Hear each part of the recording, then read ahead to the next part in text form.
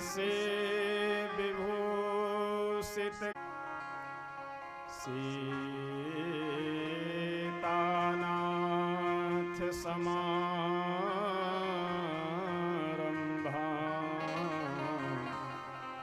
श्री रामानंदार्य मध्यमा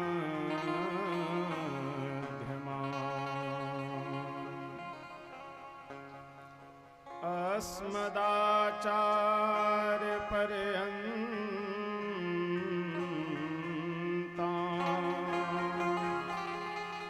वन्दे श्री गुरु परम्परा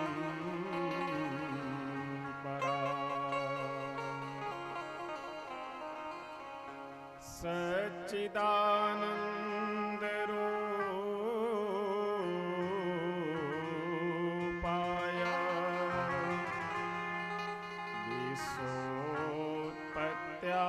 विश्वोत्पत्त्यादि हेतवे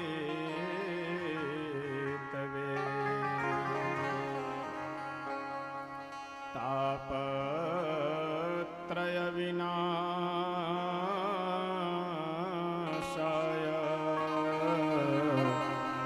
श्री कृष्णाय वयं नमः। श्री कृष्णाय वयं नमः।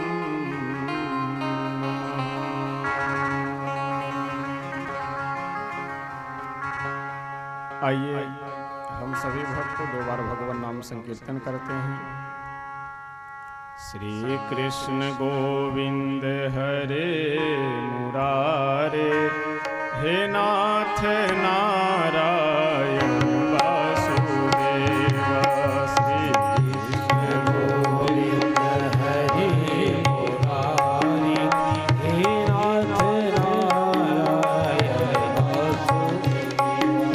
श्री कृष्ण गोविंद हरे मुरारे हे नाथ नारायण वासुदेव। श्री कृष्ण गोविंद हरे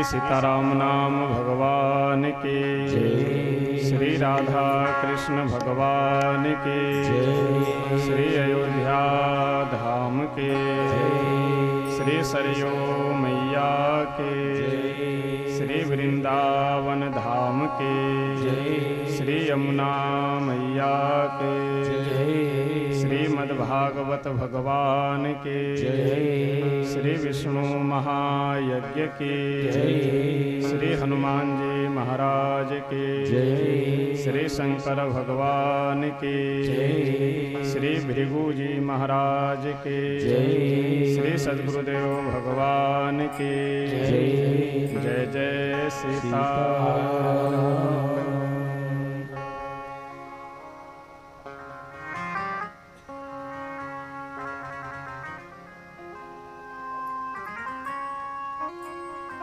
अखिल ब्रह्मांड नायक अकारण करुणा वरुणालय भक्त वांछा कल्पतरु श्री राधा कृष्ण भगवान, भगवत कथा रस रसिक श्री हनुमतलाल जी महाराज, परम पूज्य श्री सतगुरुदेव भगवान जी एवं मंच पे विराजमान हमारे सभी अवध धाम से पधारे हुए वैदिक विद्वान आचार्यगण, सभी संत वृंद, कलाकार बंधु एवं समुपस्थित आप सभी सुधी श्रोतागण, भाई बंधुओं, माताएं बहनें, हम सब परम सौभाग्यशाली हैं कि श्री विष्णु महायज्ञ के उपलक्ष्य में ग्राम महुलान पार के इस पावन धराधाम पे बैठ करके आज द्वितीय दिवस की कथा श्रवण करने के लिए यहाँ उपस्थित हुए हैं। श्री ऋषि श्रेष्ठ ब्रह्मा जी के मानस पुत्र भृगु जी महाराज के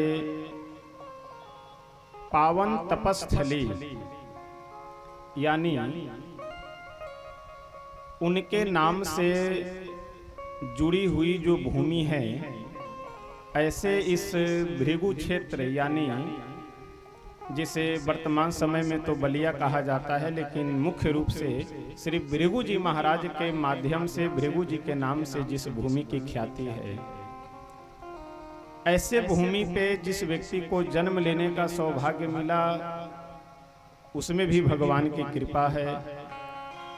और ऐसी भूमि पे बैठ करके यदि कुछ हम सत्कर्म करें, भगवान की कथा सुने, कहें, तो यह विशेष सौभाग्य की बात है।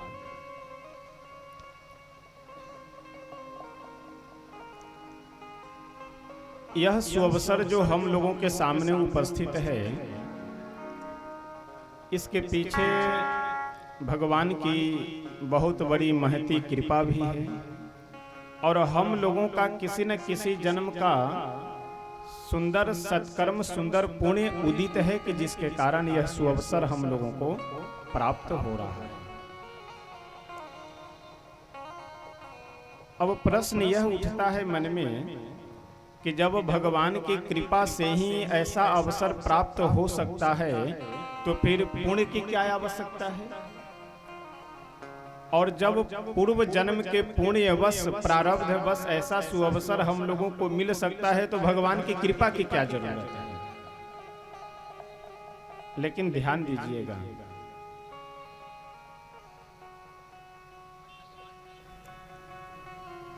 किसी भी हल्का बढ़ाओ, एकाएक नहीं, जैसे किसी भी वस्तु की प्राप्ति यह अलग की बात है और उसका हम सदुपयोग कर सके यह अलग की बात है। थोड़ा गंभीर विषय है, ध्यान से सुनेंगे तो समझ में आ जाएगी बात कि वस्तु की प्राप्ति ये अलग का विषय है और उसका हम उपयोग कर सके, यह अलग का विषय है। जैसे आप अपने पैसे से दुकान में जाइए मिठाई के, और बढ़िया गुलाब जामुन, स्पंज, राजभोग, इमरती, जो जो दुकान में मिठाइयाँ बढ़िया उपलब्ध हो सबको खरीद लाए। आप लाते भी हैं, रिश्तेदार नातेदार या कोई अतिथि आए तो लोग खरीद करके भी लाते हैं। आप मिठाइयाँ लेकर के आए, सामने रखे हुए हैं, यानी आप अपने पैसे से मिठाई खरीद कर लाए भी, सामने मिठाइयाँ रखी भी हुई है। लेकिन यदि आप डायबिटीज के मरीज हैं तो क्या मिठाई खा सकते हैं? अब वस्तु आपके सामने उपलब्ध तो है, इच्छा भी हो रही है कि एक गुलाब जामुन में से लेकर खा ले, एक राजभोग से खा ले, लेकिन डायबिटीज के यदि मरीज हैं आप, तो आप अपने पैसे से खरीद कर लाए हैं, वस्तु भी सामने उपलब्ध है, लेकिन आप उसका उपयोग नहीं कर सकते। बस यही स्थिति यहाँ पे भी है कि हम लोगों के पूर्व के प्रारब्धवश, पूर्व के सत्कर्मवश यह सुअवसर प्राप्त हुआ है, और यहाँ बैठ करके हम सब लाभ ले रहे हैं, कथा श्रवण कर रहे हैं, यज्ञ में सेवा कर रहे हैं, पूजा पाठ आदि में सम्मिलित होकर के पुण्य लाभ प्राप्त कर रहे हैं। इसमें भगवान की कृपा है। यानी यज्ञ हो रहा है, यह जितने भी आसपास रहने वाले लोग हैं सभी के किसी न किसी जन्म का यह पुण्य है कि ऐसा यज्ञ सबके सामने हो रहा है। लेकिन जितने लोग इस यज्ञ में सम्मिलित होकर के लाभ ले रहे हैं उनके ऊपर भगवान की कृपा है, और जो लाभ नहीं ले पा रहे हैं वह पुण्यवान तो है लेकिन भगवान की कृपा से वंचित है वो। तो हम लोगों के लिए यह आनंद का विषय है कि पूर्व जन्म का सौभाग्य भी है, पुण्य भी है, और भगवान की कृपा भी है हम लोगों के ऊपर, जिससे ऐसा सुंदर सुअवसर प्राप्त भी है, और इसका हम लोग अपने अपने बुद्धि विवेक सामर्थ्य के अनुसार लाभ भी ले रहे हैं। कभी भी यदि आप किसी को आगे नहीं बढ़ा सकते हैं तो किसी को गिराने का भी प्रयास नहीं करना चाहिए। यदि कोई सामाजिक धार्मिक अच्छा आयोजन हो रहा हो, यदि उसमें आप सहयोग नहीं कर सकते हैं तो विघ्न भी डालने का प्रयास नहीं करना चाहिए।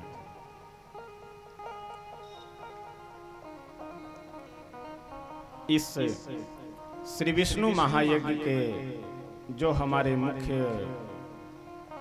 आयोजक हैं, जो मुख्य यजमान हैं, श्री अंबिका सिंह जी एवं उनके तीनों सुपुत्र, परिवार के अन्य भी जितने सदस्य हैं, भाई भतीजा, उन सब के अथक प्रयास से, अथक श्रद्धा भाव समर्पण के कारण यह यज्ञ बड़े ही आनंद हर्षोल्लास के साथ व्यतीत हो रहा है। वैसे यह समय कुछ किसानों के लिए अनुकूल नहीं है, और यहाँ आप सब जितने बैठे हुए हैं लगभग कृषि व्यवस्था से ही जुड़े हैं। लेकिन देखिए, एक दोहा है जो आप सब लोग लगभग जानते होंगे, सब लोगों को याद भी होगा वह दोहा, कि जब तक है जिंदगी तो फुर्सत न होगी काम से, और कुछ समय ऐसा निकालो प्रेम कर लो श्री राम से।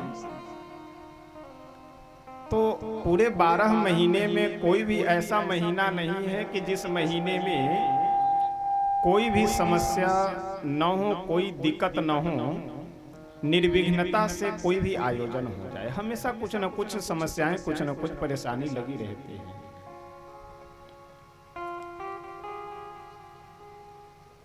इस समय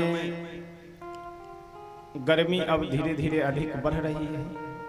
यही 10 दिन बाद इतनी अधिक गर्मी हो जाएगी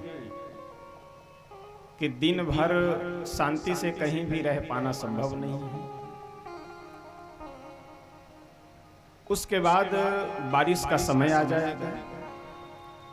बारिश के बाद पता चला कि ठंड का समय आ गया। तो हमेशा कुछ न कुछ समस्याएं लगी रहती है।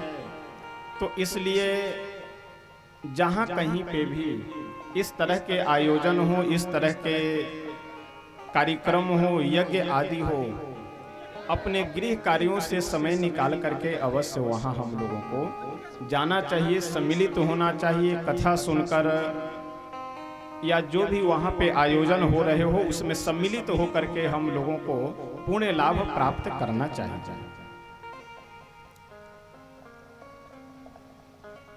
आप सब अपने कीमती समय में से समय निकाल करके जो भी यज्ञ की परिक्रमा कर रहे हैं, यज्ञ मंडप की, अथवा कथा में आकर के सम्मिलित हो रहे हैं, अथवा यज्ञ में किसी भी तरह से जो भी सेवा दे रहे हैं, आप सब बहुत ही पुण्य के भागी और भगवान श्री लक्ष्मी नारायण के, भगवान श्री राधा कृष्ण के, भगवान श्री सीताराम जी के अनन्य आप प्रेमी बनेंगे। कल के प्रसंग में हम सब श्रवण कर रहे थे, श्री भागवतकार एक बच्चे को बैठाइए, कोई बच्चे आगे खेले नहीं। एक बात का विशेष ध्यान रखिए कि पंडाल में शांति बनी रहे, क्योंकि शांति रहने से विषय को समझाने में या समझने में अच्छा लगता है और रहता भी है। और पता लगे कि जब हम ही ना समझ पाएंगे तो फिर आपको क्या समझाएंगे।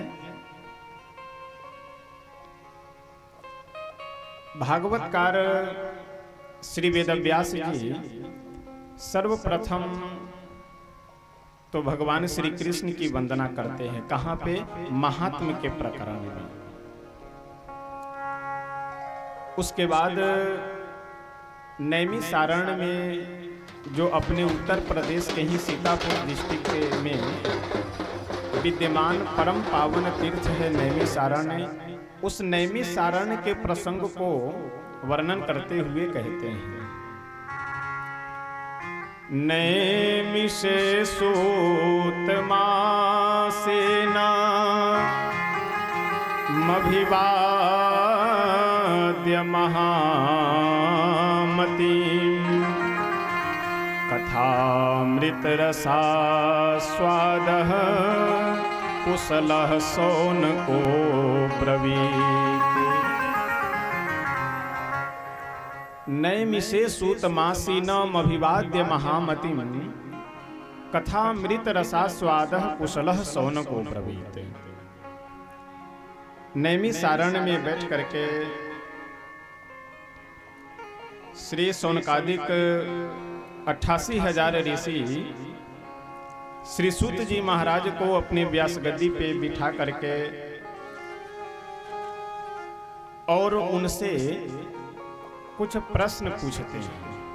प्रश्न क्या है कि इस कलयुग में कृष्ण प्राप्ति कर्म सस्वत साधनम तदवदाधुना, भगवान श्री कृष्ण की प्राप्ति कराने के लिए जो सुलभ और सरल साधन है, उस साधन को आप हमें बताइए। श्रेयसाम यद भवेत् श्रेयः पावना नाम च पावनम, जो कल्याण को भी कल्याण करने वाला है और पावन को भी पावन करने वाला है, वह साधन हम लोगों को आप बताइए। श्री सूत जी महाराज कहते हैं कि इस कलयुग में तो केवल एक श्रीमद् भागवत महापुराण की कथा ही ऐसा साधन है कि जिस साधन से भगवान श्री कृष्ण शीघ्र कृपा कर सकते हैं और इस कलयुग में सहजता सरलता पूर्वक जीव अपना कल्याण कर सकता है। जैसे किसी किसी व्यक्ति को आयुर्वेदिक दवा अच्छी नहीं लगती, बहुत कड़वी लगती है, विशेष करके बच्चों को यदि कोई समस्या हो, कोई बीमारी हो, तो एलोपैथ या आयुर्वेदिक दवा बच्चे खाना नहीं चाहते, तो माता पिता यह विचार करते हैं कि चलो इनको होम्योपैथिक दवा खिलाते हैं। क्योंकि होम्योपैथिक दवा बढ़िया मीठी मीठी लगती है तो खाने में भी अच्छा लगती है दवा वो है, तो बच्चे आसानी से आराम से उसे खा लेते हैं। तो हम लोग जो संसार में रह रहे हैं, हम लोगों का मन संसार में ही फंसा हुआ रहता है। आंख सुंदर रूप देखना चाहता है तो भगवान से सुंदर इस संसार में कोई हो ही नहीं सकता। जिह्वा सुंदर स्वादिष्ट भोजन खाना चाहती है, अन्न खाना चाहती है। देखिए, ज्ञान में और भक्ति में इन दोनों में यही अंतर है। ज्ञान कहता है कि नहीं नहीं, नेत्र से कुछ नहीं देखना है, नेत्र को बंद करो और केवल ईश्वर को देखो। लेकिन भक्ति का मतलब यह है कि नहीं, यदि नेत्र देखना चाह रहा है सुंदरता, तो इसे दिखलाओ, भगवान की सुंदरता दिखलाओ। जिह्वा सुंदर रसमय भोजन ग्रहण करना चाह रही है तो जिह्वा को बढ़िया भोजन बनाओ स्वादिष्ट, और भगवान को भोग लगा करो और फिर प्रसाद ग्रहण करो।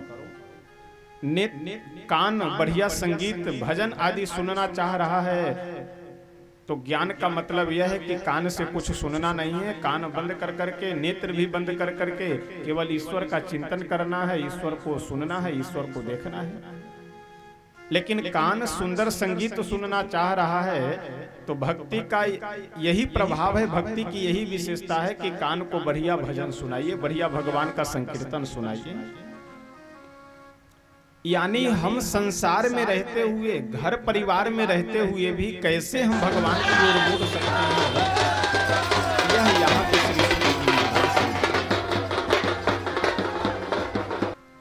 अधिकतर यदि किन्हीं से आप बात कीजिए तो लोग यही कहते हुए मिले, बस अब ज्यादा नहीं, एक बेटे का विवाह करना है, सब बेटियों का विवाह हो चुका, देखो का एक बेटे का विवाह करना है, उसके बाद तो फिर घर से हमें कोई मतलब नहीं, उसके बाद तो फिर भजन ही भजन करना है। लेकिन ऐसा होता है क्या?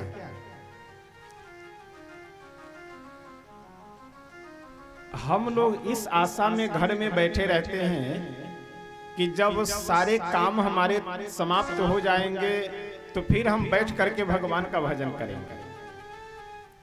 लेकिन काम समाप्त करते करते हम लोग समाप्त हो जाते हैं, लेकिन हम लोगों का काम समाप्त नहीं होता है। गलत धारणा और गलत विचार हम लोगों का यह है कि भैया अभी जवानी है, घर परिवार देखना है, कमाना खाना है, घूमने फिरने का समय है, और आजकल के युवा पीढ़ी से पूछो तो ऐश मौज करने का समय है। भजन तो बुढ़ापे में किया जाता है और बुढ़ापे में हम लोग बढ़िया बैठ करके भजन करेंगे। जैसे मान लीजिए हिमालय में कोई गुफा बुक कर रखे हैं कि बुढ़ापे में जाकर वहीं भजन करेंगे। लेकिन वास्तव में सत्य यह है कि बुढ़ापे में शरीर का भजन होता है, भगवान का भजन नहीं होता है। आज घुटने में दर्द है तो कल खोपड़ी में दर्द है, तो परसों पेट सही नहीं है, तो नरसों पीठ दर्द कर रहा है, तो बैठ नहीं पा रहे हैं, तो चल नहीं पा रहे हैं। बुढ़ापे में तो शरीर के भजन से फुर्सत नहीं, तो भगवान का क्या खाक भजन करेंगे। इसलिए जिस स्थिति में है, हम जहां हैं, जैसे हैं, उसी स्थिति में वहीं पर और उसी समय से हम लोगों को समय निकाल करके यह प्रयास करना चाहिए कि 5 मिनट, 10 मिनट, 15 मिनट, 20 मिनट, जो भी समय आपके पास हो उतना समय निकाल करके कुछ भगवान का पूजा पाठ अथवा भगवान का नाम संकीर्तन अवश्य करना चाहिए। जब धीरे धीरे यह आप प्रारंभ करेंगे तो आगे बढ़ता हुआ चला जाएगा। और मैं तो बार बार एक बात कहता हूं कि छोड़ने के चक्कर में हम लोगों को कभी भी नहीं पड़ना चाहिए। लोग कहते हैं ना कि अब क्या बतावे, घर में तो बहुत परेशानी है, घर में भजन नहीं कर पाते, तो अब घर छोड़ करके कहीं मंदिर में या कहीं किसी तीर्थ में रहकर वहीं भजन करेंगे। लेकिन छोड़ने के चक्कर में हम लोगों को कभी नहीं पड़ना चाहिए। हम लोगों को पकड़ने का प्रयास करना चाहिए। किनको? भगवान को। जब हम लोग भगवान को पकड़ लेंगे तो संसार, परिवार, घर ये अपने आप छूटता चला जाएगा।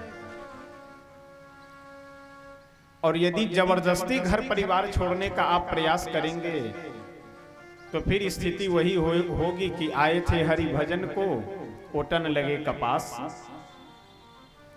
क्योंकि आपका जो विचार है, आपकी जो सोच है, यह आपसे अलग नहीं हो सकता। जहां आप जाएंगे वहां आपका विचार जाएगा।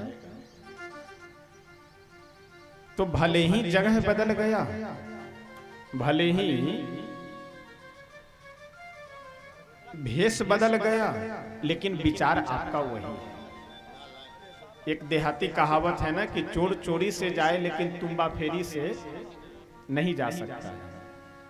एक कोई चोर था, संजोग से साधु बन गया, और साधु बन गया तो आश्रम में जब वह गया तो उसे चोरी करने को तो वहां कुछ मिले नहीं और चोरी करना भी नहीं था, लेकिन स्वभाव बना था चोरी करने का। तो इसलिए इस महात्मा का कमंडल वहां रख दे, उसका कमंडल यहाँ रख दे, और जब प्रातः काल साधु अपने जगे तो फिर कमंडल के लिए डंडा चलने लगे। तो जो आपका विचार है, जो आपका सोच है, वह बदल नहीं सकता है। केवल जगह बदल लेने से, देखिए जगह के का महत्व है, वेश का भी महत्व है, लेकिन इतने से ही काम नहीं चल सकता।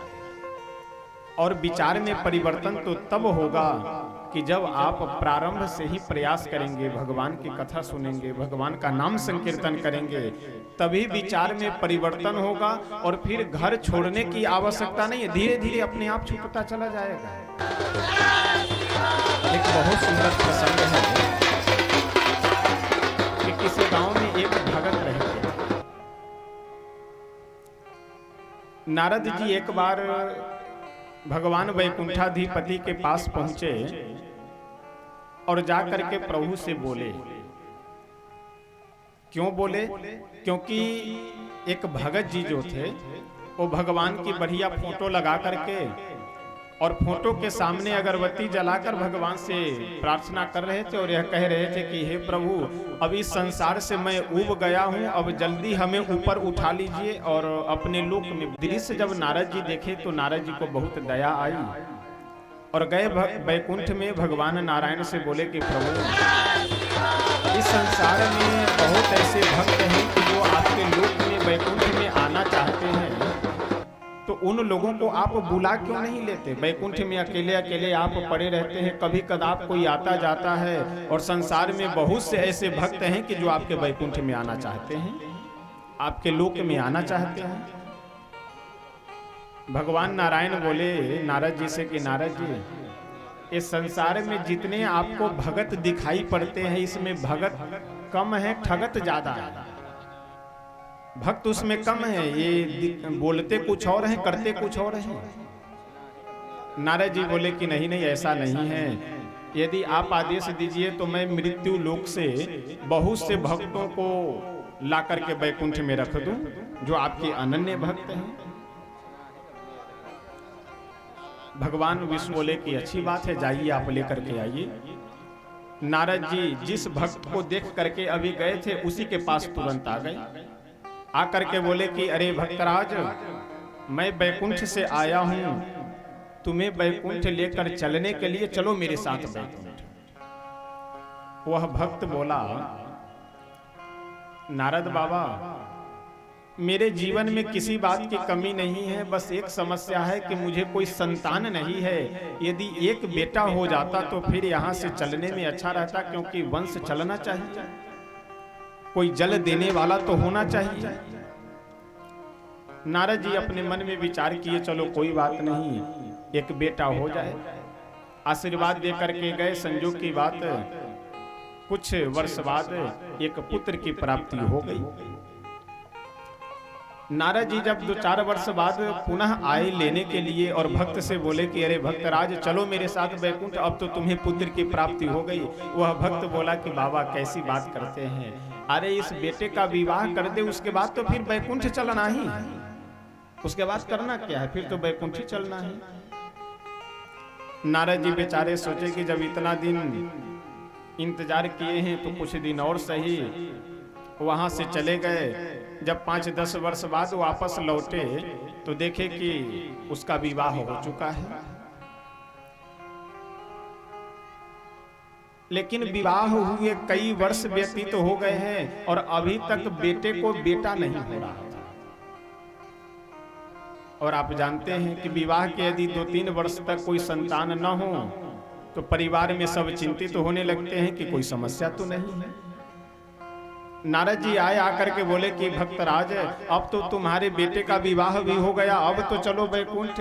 वह भक्तराज बोला कि नारद जी, बस एक समस्या है कि मेरे बेटे को के विवाह हुए कई वर्ष हो गए लेकिन अभी तक एक भी संतान की प्राप्ति नहीं हुई, तो बस अपने पोते का मुख देख ले, उसके बाद फिर और कुछ नहीं मांगेंगे और कुछ नहीं करना है, फिर वैकुंठ ही चलना है।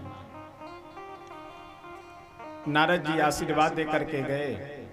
2-3 वर्ष बाद जब लौट करके आए तो बेटे को तो बेटा हो गया था, लेकिन भगत जी का राम नाम सत्य हो चुका था। करके देखे कि भगत जी कहाँ गए, तो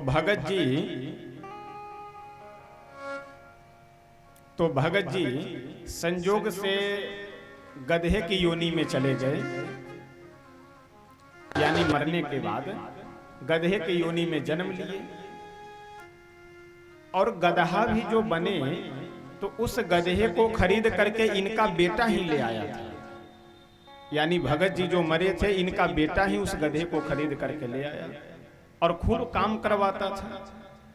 नारद जी गए गधे के पास और जाकर के कान में बोले कि अरे भक्तराज, याद है तुम्हें पूर्व की बात, तुमने हमसे वादा किया था कि बस मेरे बेटे को बेटा हो जाए उसके बाद में फिर वैकुंठ मुझे चलना है, तो अब तो चलो वैकुंठ। वह भक्त बोला कि नारद जी, मेरा बेटा जो है मुझे 4000 रुपए में खरीद करना है, तो कम से कम उसका पैसा तो चुका देने दीजिए, उसका पैसा तो कम से कम सधा दे, नहीं तो उसे नुकसान होगा यदि उतना काम नहीं करेंगे तो। और बेटा भी निर्दयी था, दया नाम की चीज के हृदय में थी नहीं, खूब सामान ढोवावे लाद लाद करके जो गधे को 20 वर्ष जीना चाहिए सो 10 वर्ष में ही राम नाम सत्य। नारद जी जब दोबारा वहां पे आए घूमने के लिए, देखने अपने भक्त को वैकुंठ ले जाने के लिए, तो पता लगा कि गधा भी मर चुका है।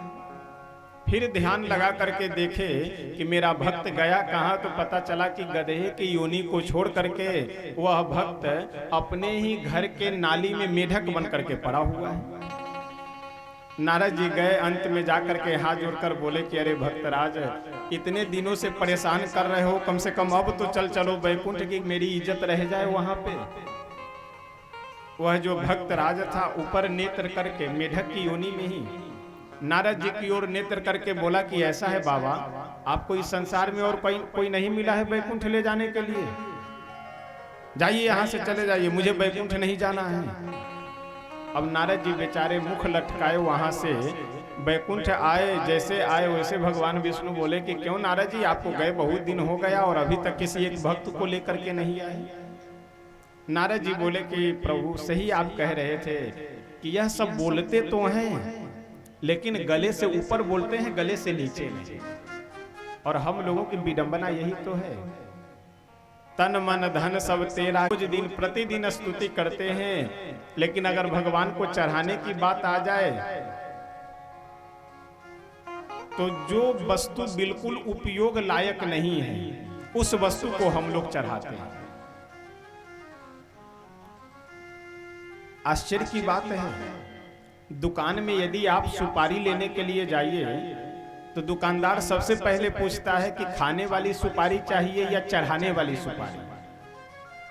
और यदि खाने वाली सुपारी ले लीजिए तो बहुत बढ़िया मिलेगी वह सुपारी, और कहीं चढ़ाने वाली सुपारी तो ऐसे ऐसे सुपारी की जिसमें बिल्कुल हाईवे बना हुआ है बीच में, यानी घून या कीड़े ये सब इस पार से उस पार तक छेद किए हुए हैं, ऐसे सुपारी हम लोग चढ़ाते हैं।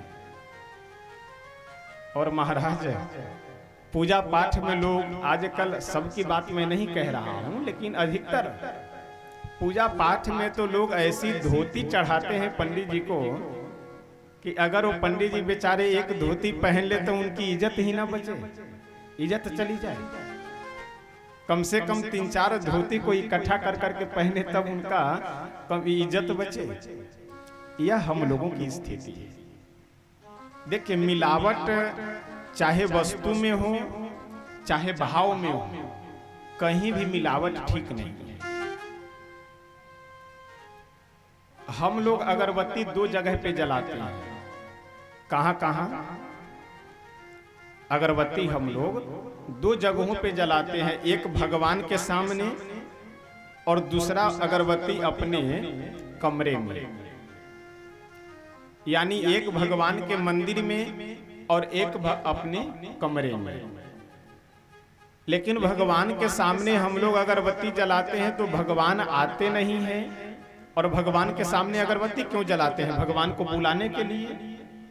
और जो घर में अगरबत्ती जलाते हैं वह किस लिए? मच्छर को भगाने के लिए।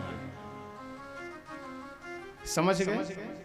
भगवान के सामने अगरबत्ती हम लोग जलाते हैं भगवान को बुलाने के लिए, और कमरे में मच्छर अगरबत्ती में यह है कि भगवान आते नहीं और मच्छर जाते नहीं। इसका कारण क्या है? कि भगवान के सामने जो हम अगरबत्ती जला रहे हैं वहां हमारे भाव में मिलावट है, श्रद्धा में मिलावट है। और जो मूर्ति हम लोग जला रहे हैं उस मूर्ति ने, उस मच्छर अगरबत्ती में मिलावट है, जिस कारण से मच्छर जाते नहीं। और कई बार आप लोग देखेंगे कि मूर्ति जला करके अपने कमरे में रख दीजिए, उसी मूर्ति पे बैठ करके दो चार मच्छर आपको मीटिंग करते हुए मिलेंगे कि आज हमला किधर करना है। जिस अगरबत्ती को जलाया गया है कि मच्छर भाग जाए यहाँ से, उसी अगरबत्ती पे वो बैठ करके मीटिंग करते हैं कि आज किधर हमला करना है। क्यों? क्योंकि वह वस्तु शुद्ध नहीं है। वह जो अगरबत्ती है शुद्ध नहीं है, उसमें मिलावट है।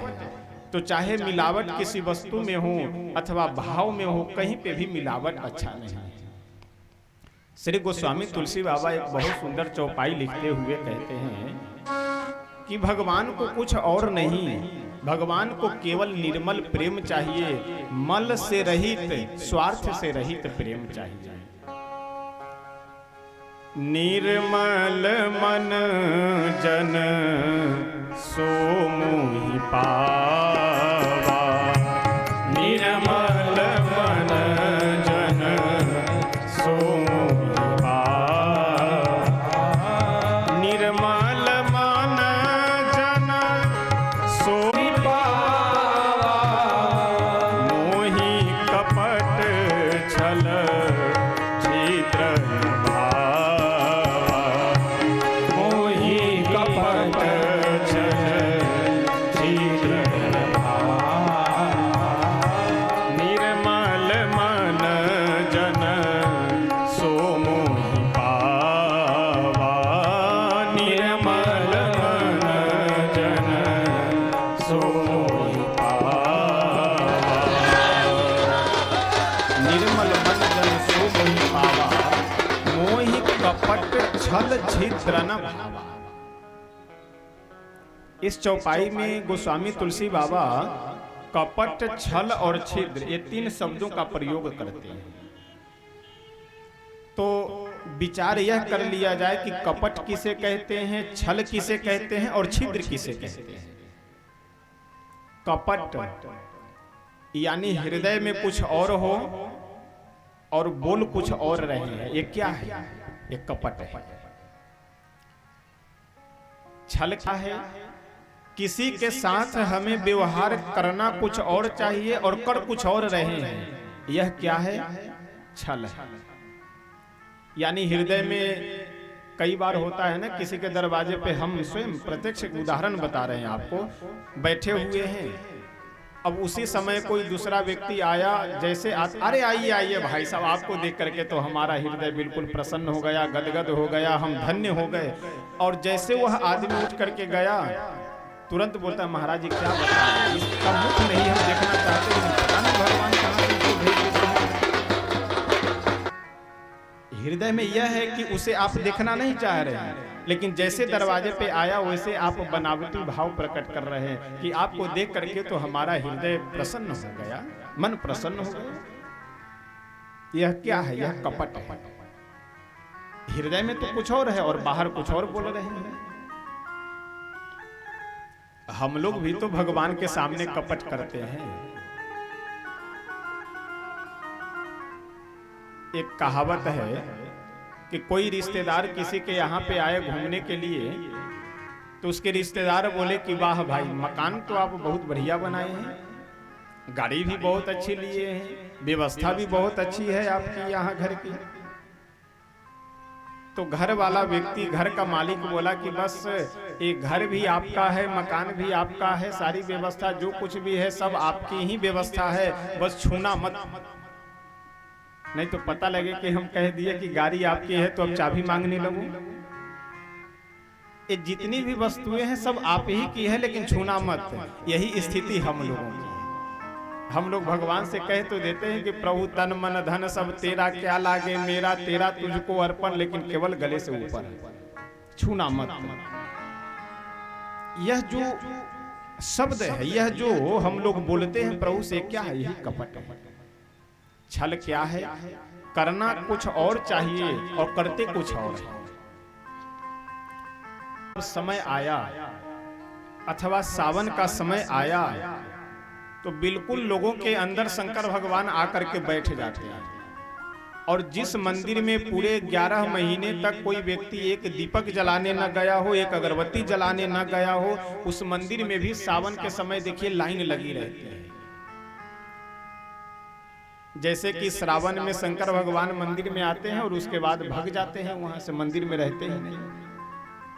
मंगलवार के दिन हनुमान जी के मंदिर में जाकर वो लंबी लाइन, बिल्कुल धक्का मुक्की तर ऊपर कर करके लोग जा रहे हैं दर्शन करने के लिए, कि जैसे मंगलवार के बाद हनुमान जी मंदिर में मिलेंगे ही नहीं। समस्या यही है कि हम लोग रंगे सियार की तरह भक्ति करते हैं, यानी जब समय आया तो भक्त बन गए और जैसे समय समाप्त हुआ उसके बाद में फिर उसी दुनियादारी में लग गए। यह सराहनीय भक्ति नहीं है। ये हम लोग भगवान के साथ कहीं ना कहीं छल कर रहे हैं। एक दिन गए, दर्शन किए, उसके बाद फिर उनसे कोई मतलब नहीं। तो ऐसा नहीं होना चाहिए। हम प्रयास यह करें कि जितनी भक्ति हो सके, जितनी सेवा हो सके, जो हो सके वह प्रतिदिन होना चाहिए। जब कभी कोई समस्या आई तो जा करके मंदिर में खड़े हो गए, भगवान के सामने खड़े हो गए, और जैसे समस्या समाप्त हो वैसे भगवान से भी मतलब समाप्त। ये क्या है? छल ही तो है। और छिद्र यानी एक दूसरे में कमी निकालना, और आज इस काम में हम लोग सबसे माहिर हैं। किसी में दूसरे की कमी कहना हो, दूसरे का अवगुण बोलना हो, दूसरे का अवगुण सुनना हो, इसमें हम लोग बड़े ही कुशल हैं, बड़े माहिर हैं। लेकिन दूसरे की चुगली करने से, दूसरे के अपराध के, दूसरे को पाप को बार बार कहने सुनने से हम लोगों के ऊपर ही उसका पाप आकर के विराजमान हो जाता है। इसलिए बार बार किसी के अवगुण पाप की चर्चा नहीं करनी चाहिए। श्रीमद् भागवतकार कहते हैं कि इस संसार में है जो सुलभ साधन यही है कि हम भगवान की कथा श्रवण करें, भगवान का नाम जप करें। जिस उम्र में है, जिस समय में है, जिस स्थिति में है और जिस जगह पे है वहीं पे। समय का इंतजार नहीं हम लोग को करना चाहिए कि जब यह समय आएगा तो हम ऐसा करेंगे, वह समय आएगा तब हम ऐसा करेंगे। श्री सूत जी महाराज कहते हैं कि एक बार की बात है कि श्री नारद जी महाराज बद्रिकाश्रम में घूमने के लिए गए हुए थे। तो वहां पे उन्हें श्री सनक, सनंदन और सनातन, सनत कुमार, इन चारों भाइयों का उन्हें दर्शन लाभ प्राप्त होता है। और जब दर्शन मिला सनकादिकों का, उसके बाद श्री नारद जी महाराज सनकादिक ऋषियों से श्रीमद् भागवत महापुराण की कथा श्रवण करते हैं। यह सुन करके सनकादिक ऋषि बोले कि हे सूत जी, किस तरह से नारद जी बद्रिकाश्रम गए और कैसे कैसे उन्हें श्रीमद् भागवत कथा सुनने का सौभाग्य मिला, यह सब प्रसंग आप हमें विस्तार से बताइए। श्री सूत जी महाराज कहते हैं कि हे सनकादिक ऋषि, एक बार की बात है, श्री नारद जी महाराज पृथ्वी पे आए भगवान की कथा सुनने के लिए। सत्संग की इच्छा रख करके इस पृथ्वी पे नारद जी पहुंचे। जिस जिस आश्रम में गए, जिन जिन तीर्थों में गए, वहां वहां पे नारद जी महाराज को विपरीत स्थिति दिखाई पड़ी। एक आश्रम में गए तो आश्रम पे लिखा हुआ था कि महात्यागी आश्रम, महात्यागी बाबा का आश्रम, और आश्रम के अंदर गए तो फॉर्च्यूनर गाड़ी खड़ी थी, बढ़िया ऊंचे ऊंचे महल बने हुए थे, नाम लिखा हुआ है महात्यागी, लेकिन अंदर में सारे वैभव विराजमान है। एक दूसरे आश्रम में गए तो नाम लिखा हुआ है ब्रह्मचारी बाबा का आश्रम, लेकिन आश्रम के अंदर जब नारद जी गए तो वहां छोटे छोटे बच्चे खेल रहे थे। जिस जगह पे जो होना चाहिए वह न हो करके जो नहीं होना चाहिए वह हो रहा है। यह जो विपरीत स्थिति नारद जी को दिखाई पड़ी, इससे नारद जी का मन और अशांत हो गया। ये श्री नारद जी कहीं पे रुके नहीं, घूमते फिरते चले गए वृंदावन, और सोचे कि वृंदावन में अब चलते हैं, यदि वहां कहीं ठीक ठाक से सत्संग नहीं मिला तो फिर यहाँ से सीधे हम ब्रह्मलोक चले जाएंगे, फिर रुकेंगे। वृंदावन में जब गए नारद जी तो एक जगह बड़ी ही विचित्र स्थिति दिखाई पड़ी, बहुत ही अद्भुत दृश्य दिखाई पड़ा कि एक महिला अपने गोद में दो वृद्ध पुरुषों का मस्तक रख करके बहुत ही दुखी है और विलाप कर रही है, रो रही है, और उसके गोद में जो दो वृद्ध पुरुष मस्तक रखे हैं वो गहरी निद्रा में सो रहे हैं। आसपास में बहुत सी स्त्रियां, कोई जल लेकर खड़ी है, कोई पंखा झल रही है, सेवा संलग्न है, सब लगी हुई है। श्री नारद जी जब देखे कि यहाँ एक भी कोई पुरुष नहीं है, केवल महिलाएं ही महिलाएं हैं, तो मन में विचार किए कि हम साधु ठहरे, बाबा ठहरे, तो महिलाओं के बीच में बिना बुलाए जाना ठीक नहीं, इसलिए वहां से चल दिए। और यह दृश्य है यमुना जी के किनारे का।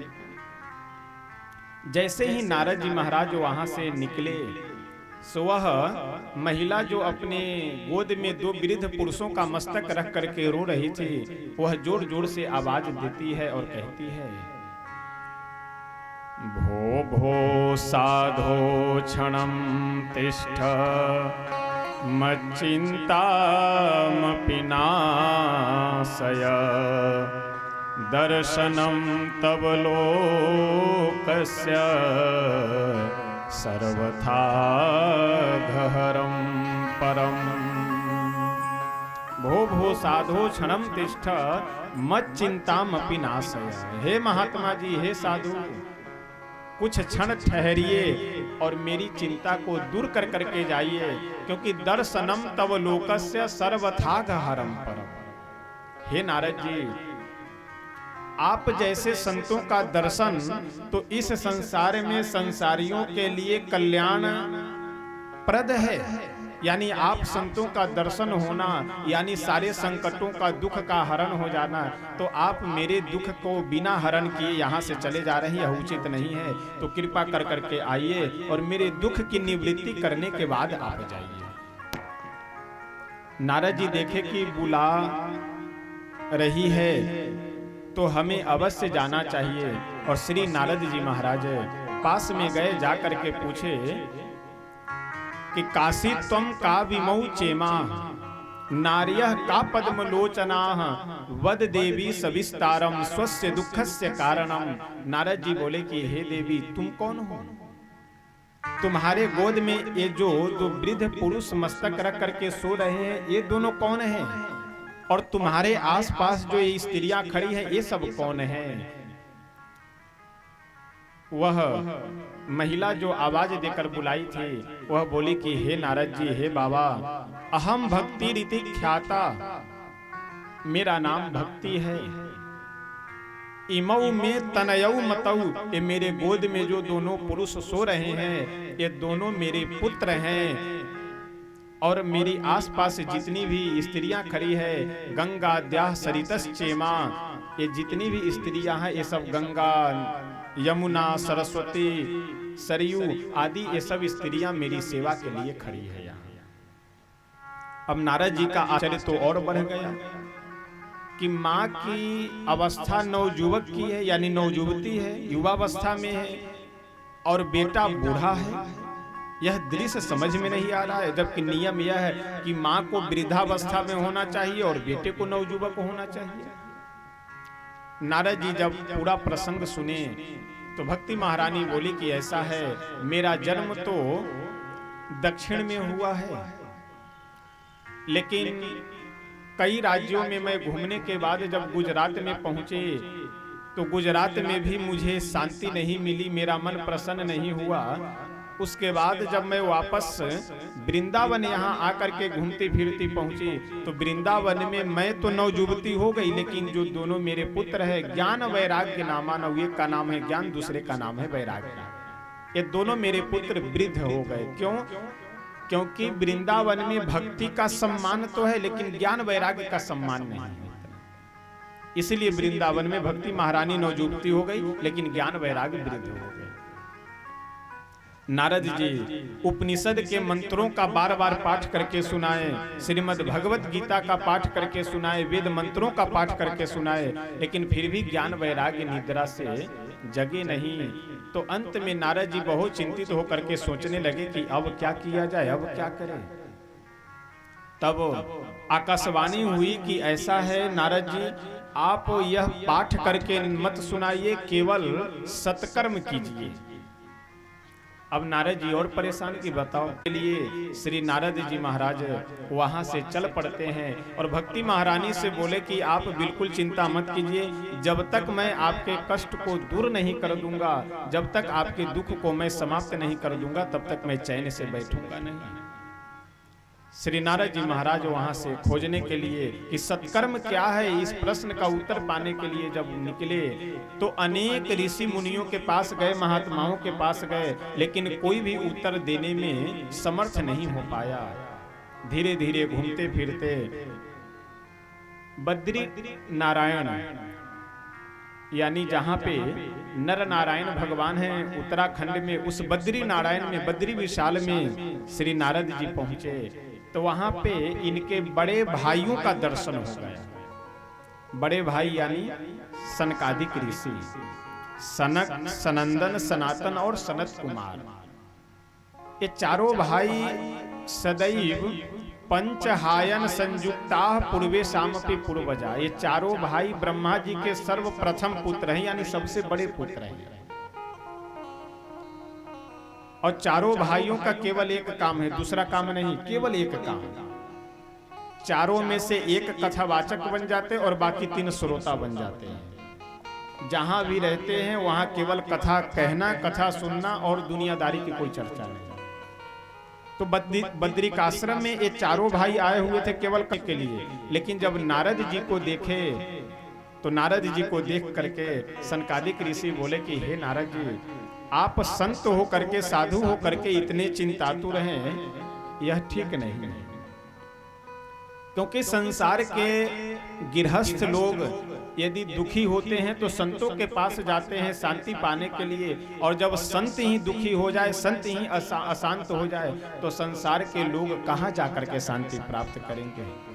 यह उचित नहीं है, आप अपने दुख का कारण हमें बताइए। श्री नारद जी बोले कि हे मेरे बड़े भाई, क्या बात नारद जी, आप सत्कर्म कीजिए। तो सत्कर्म क्या है, वही सत्कर्म मैं खोजने के लिए घूम रहा हूं कि सत्कर्म कहते किसे हैं। सनकादिक ऋषि प्रसन्न होकर के बोले कि नारद जी, सत्कर्म सूचको नूनम श्रीमद् भागवतामृतम, श्रीमद् भागवत की कथा ही सत्कर्म है इस संसार में सबसे बड़ा।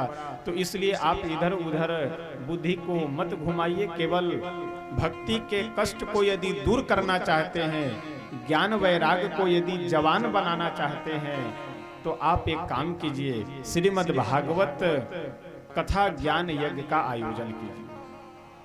श्रीमद् भागवत कथा का जब संसार में विस्तार होगा तभी भक्ति की भी पूछ होगी और ज्ञान वैराग्य की भी प्रतिष्ठा होगी।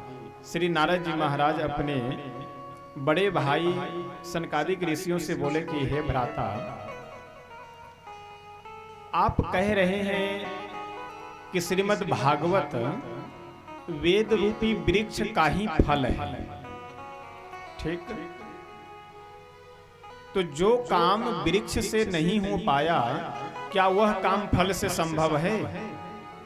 सनकादिक ऋषि मुस्कुरा करके बोले कि नारद जी, आपका प्रश्न तो ठीक है, लेकिन आप प्रश्न मूर्खों जैसे कर रहे हैं। ये कोई आवश्यक नहीं है कि जो काम वृक्ष से नहीं हो पा रहा है वह काम फल से भी ना हो पाए। यानी जैसे आम के वृक्ष को यदि कोई व्यक्ति थोड़ा सा काट कर या डाली वगैरह को तोड़ करके अपने मुख में रखे तो उसे कैसा स्वाद लगेगा, लेकिन उसी आम के पके हुए बढ़िया पीले पीले फल को यदि कोई व्यक्ति अपने मुख में रखे तो कितना स्वादिष्ट लगता है। तो जो स्वाद आम के फल में है वो कोई आवश्यक नहीं कि आम के वृक्ष में भी हो। घी की प्राप्ति हम लोगों को कहां से होती है? दूध से ही तो घी हम लोग निकालते हैं ना। लेकिन यदि हम अपने मन में यह विचार करें कि बताओ, जब दूध से निकले हुए घी में हम लोग पूरी छान सकते हैं तो क्या घी में हम लोग पूरी नहीं छान सकते? और यदि दूध को खौला करके उसमें पूरी को डालेंगे तो फिर वो हलवा बन जाएगा, पूरी फिर नहीं छानेगी। जैसे शर्करा से हम लोग अनेक प्रकार की मिठाइयां बनाते हैं, लेकिन यह सोचे कि यह शर्करा तो गन्ने के रस से ही बनाई गई है, तो क्यों ना हम लोग गन्ने के रस में ही मिठाइयां बना ले। क्या यह संभव है? उसी तरह से भले ही वेद रूपी वृक्ष से श्रीमद् भागवत महापुराण की उत्पत्ति हुई है, लेकिन ये कोई आवश्यक नहीं है कि जो आनंद, जो प्रेम, जो भक्ति श्रीमद् भागवत के अंदर है वही भक्ति, वही आनंद वेद में भी हो। ये कोई जरूरी नहीं है, कोई आवश्यक नहीं है। सनकादिक ऋषि नारद जी को समझाए और बोले कि आप चलिए, चल करके हरिद्वार में गंगा जी के तट पे बढ़िया बालू का ही एक व्यास गद्दी बनाइए और वहीं पे श्रीमद् भागवत कथा ज्ञान यज्ञ का आयोजन कीजिए कि जिससे पहाड़ों के कंदराओं में रहने वाले जो तपस्वी ऋषि लोग हैं वह भी नीचे आकर के कथा सुन ले, और जो संसार के लोग हैं, जो संसार में घर परिवार में रहने वाले हैं, वह सब भी आकर के कथा सुन ले। इसलिए आप चल करके हरिद्वार में कथा की व्यवस्था कीजिए। श्री नारद जी महाराज बहुत सुंदर आकर के भगवान श्री राधा कृष्ण की जो परम पावनी कथा है श्रीमद् भागवत की, उस श्रीमद् भागवत कथा का हरिद्वार में आयोजन कर रहे हैं। भक्ति महारानी तो नारद जी की महिमा गाती हुई बहुत सुंदर कहती है, यद दर्शनम च विनिहन्त शुभानि सद्यः श्रेयस्तनोति भव दुख दवार्दितानाम, कि जिनके दर्शन मात्र से ही संसार के लोगों का समस्त दुख समाप्त हो जाता है और भगवान की प्राप्ति हो जाती है। हे नारद जी, ऐसे आप संतों के दर्शन की महिमा है,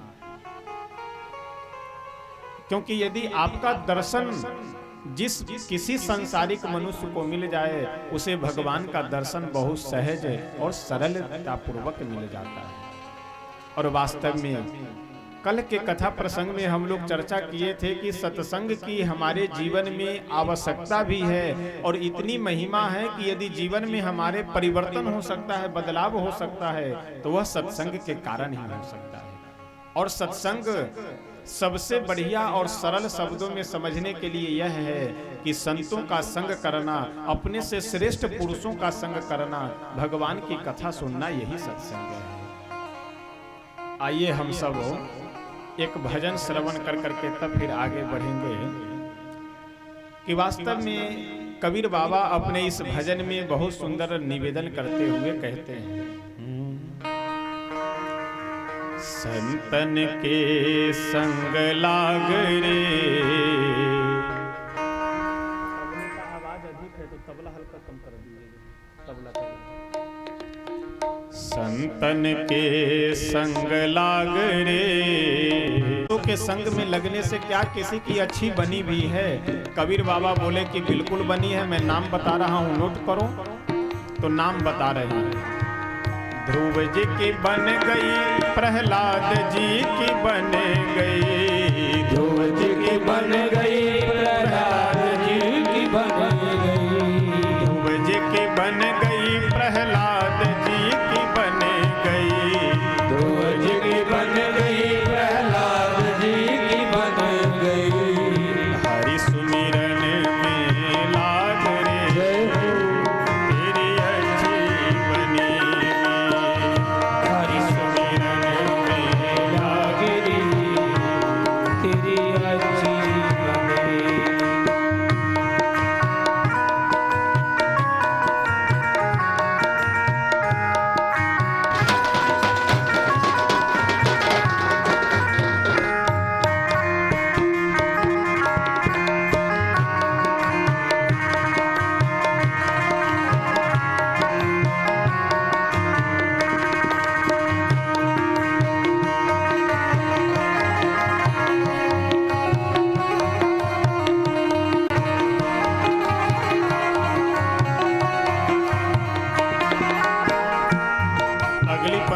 कबीर बाबा कहते हैं कि हम लोगों को संतों के पास जा करके क्या करना चाहिए, लेकिन हम लोग करते क्या है कि जैसे कोई संत महात्मा मिल गए सो तुरंत महाराज जी ये आशीर्वाद दे दीजिए, वो आशीर्वाद दीजिए, ये समस्या है, वो समस्या है। लेकिन संसार में आपको जो समस्या है वह समस्या भगवान से सुनाइए।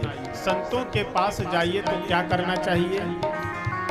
संतन संग करी पुण्य कमाई, संतन संग करी पुण्य कमाई, संतन संग करी पुण्य कमाई, संतन संग करी पुण्य कमाई, राम चरण अनुराग रे, ओ राम चरण अनुराग रे, तेरी अच्छी बनेगी, राम चरण अनुराग रे, तेरी अच्छी बनेगी।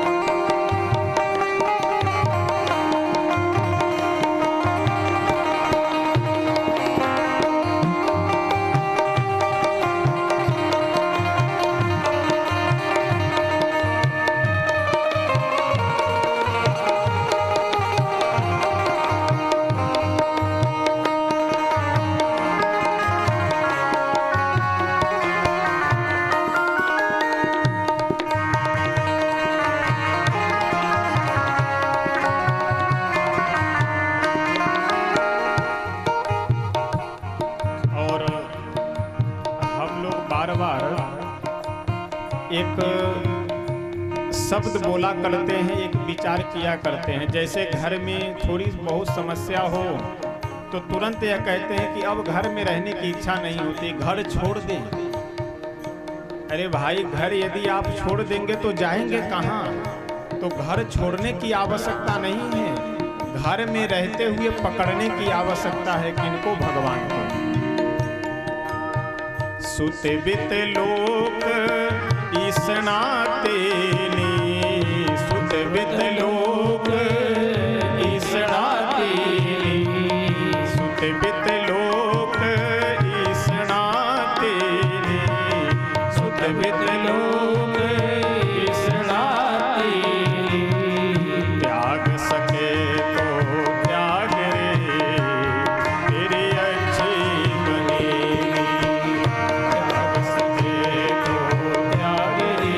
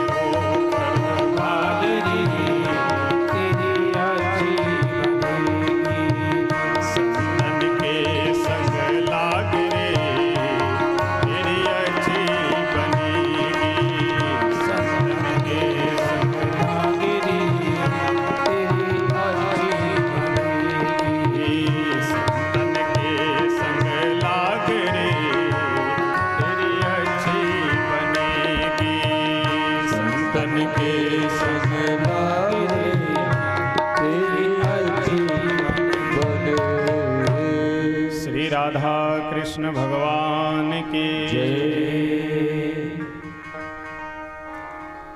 इस भजन में सबसे बड़ी बात कबीर बाबा यह कहते हैं कि कई बार हम लोगों के मन में यह विचार आता रहता है कि घर छोड़ देंगे तो भगवान का भजन अधिक होगा, घर से अलग हो जाएंगे तो भगवान की पूजा पाठ हम अधिक कर पाएंगे। कबीर बाबा कहते हैं इसकी आवश्यकता नहीं है। आप जहां जिस स्थिति में हैं उसी स्थिति में रह करके आप भजन कर सकते हैं, क्योंकि भगवान को प्राप्त करने के लिए जगह की नहीं प्रेम की आवश्यकता है। आपको मैं एक उदाहरण बताऊं, श्री रामावतार के लीला का। श्री दशरथ जी महाराज क्या है?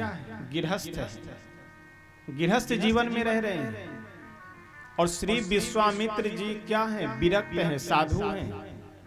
यानी विश्वामित्र जी घर परिवार छोड़ करके वन में रह रहे हैं, तपस्या कर रहे हैं। क्यों? प्रभु को प्राप्त करने के लिए, प्रभु का दर्शन करने के लिए। लेकिन भगवान जन्म कहाँ लेते हैं? दशरथ जी के घर में। यानी एक विरक्त साधु बन करके वन में, लेकिन उस विरक्त के आश्रम में ना आकर के भगवान एक गृहस्थ के घर में जन्म लेते हैं। क्यों? क्योंकि यहाँ प्रेम अधिक है, भक्ति अधिक है। तो इसलिए हमारे प्रभु को प्रेम चाहिए, भक्ति चाहिए, जगह बदलने की आवश्यकता नहीं है। इसीलिए कबीर बाबा कहते हैं कि सुत बित लोक ईसणा तेनी, जो हमारा संसार में घर परिवार में मन लगा हुआ है, यह मन हट करके भगवान में लग जाए, बाकी शरीर जहां है वहां रहे। श्री नारद जी महाराज के विषय में भक्ति महारानी बहुत सुंदर कहती है। भाग्योदयेन बहुजन्म समर्जितेन सत्संगमं च लभते पुरुषो यदा वै अज्ञान हेतु कृतमोहमदान्धकार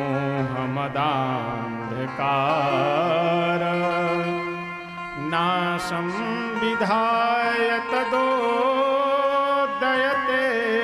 विवेकः, नाशं विधाय हि तदोदयते विवेकः। अभी कल से हम सब कई बार चर्चा कर चुके हैं कि भाग्योदयेन बहुजन्म समर्जितेन, यानी पूर्व के बहुत जन्मों का जब पुण्य उदय होता है तब संतों का दर्शन मिलता है। कई बार लोग यह कहते हुए मिल जाते हैं कि अरे अयोध्या जी में कोई साधु हैं, और उनके जीवन में जब पता किया जाता है कि इनका में सबसे कैरेक्टरलेस, सबसे बड़े मूर्ख, और सारे गांवों में यदि सबसे कोई विचारी व्यक्ति, कुविचारी यदि होगा तो वही होगा।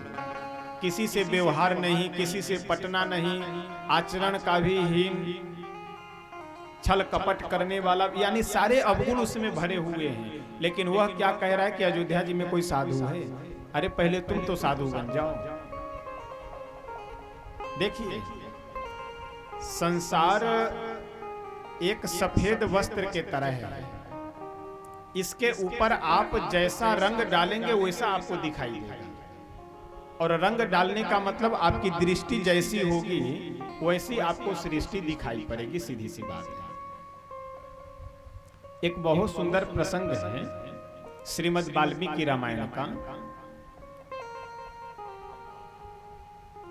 जब हनुमान जी महाराज माता जानकी जी को लेने के लिए गए रावण का वध होने के बाद, तो जाकर के हनुमान जी बोले कि माता जी, यह जो युद्ध हो रहा था प्रभु में और रावण में, सो प्रभु युद्ध जीत गए हैं, रावण की मृत्यु हो गई, यानी राक्षस सब हार गए।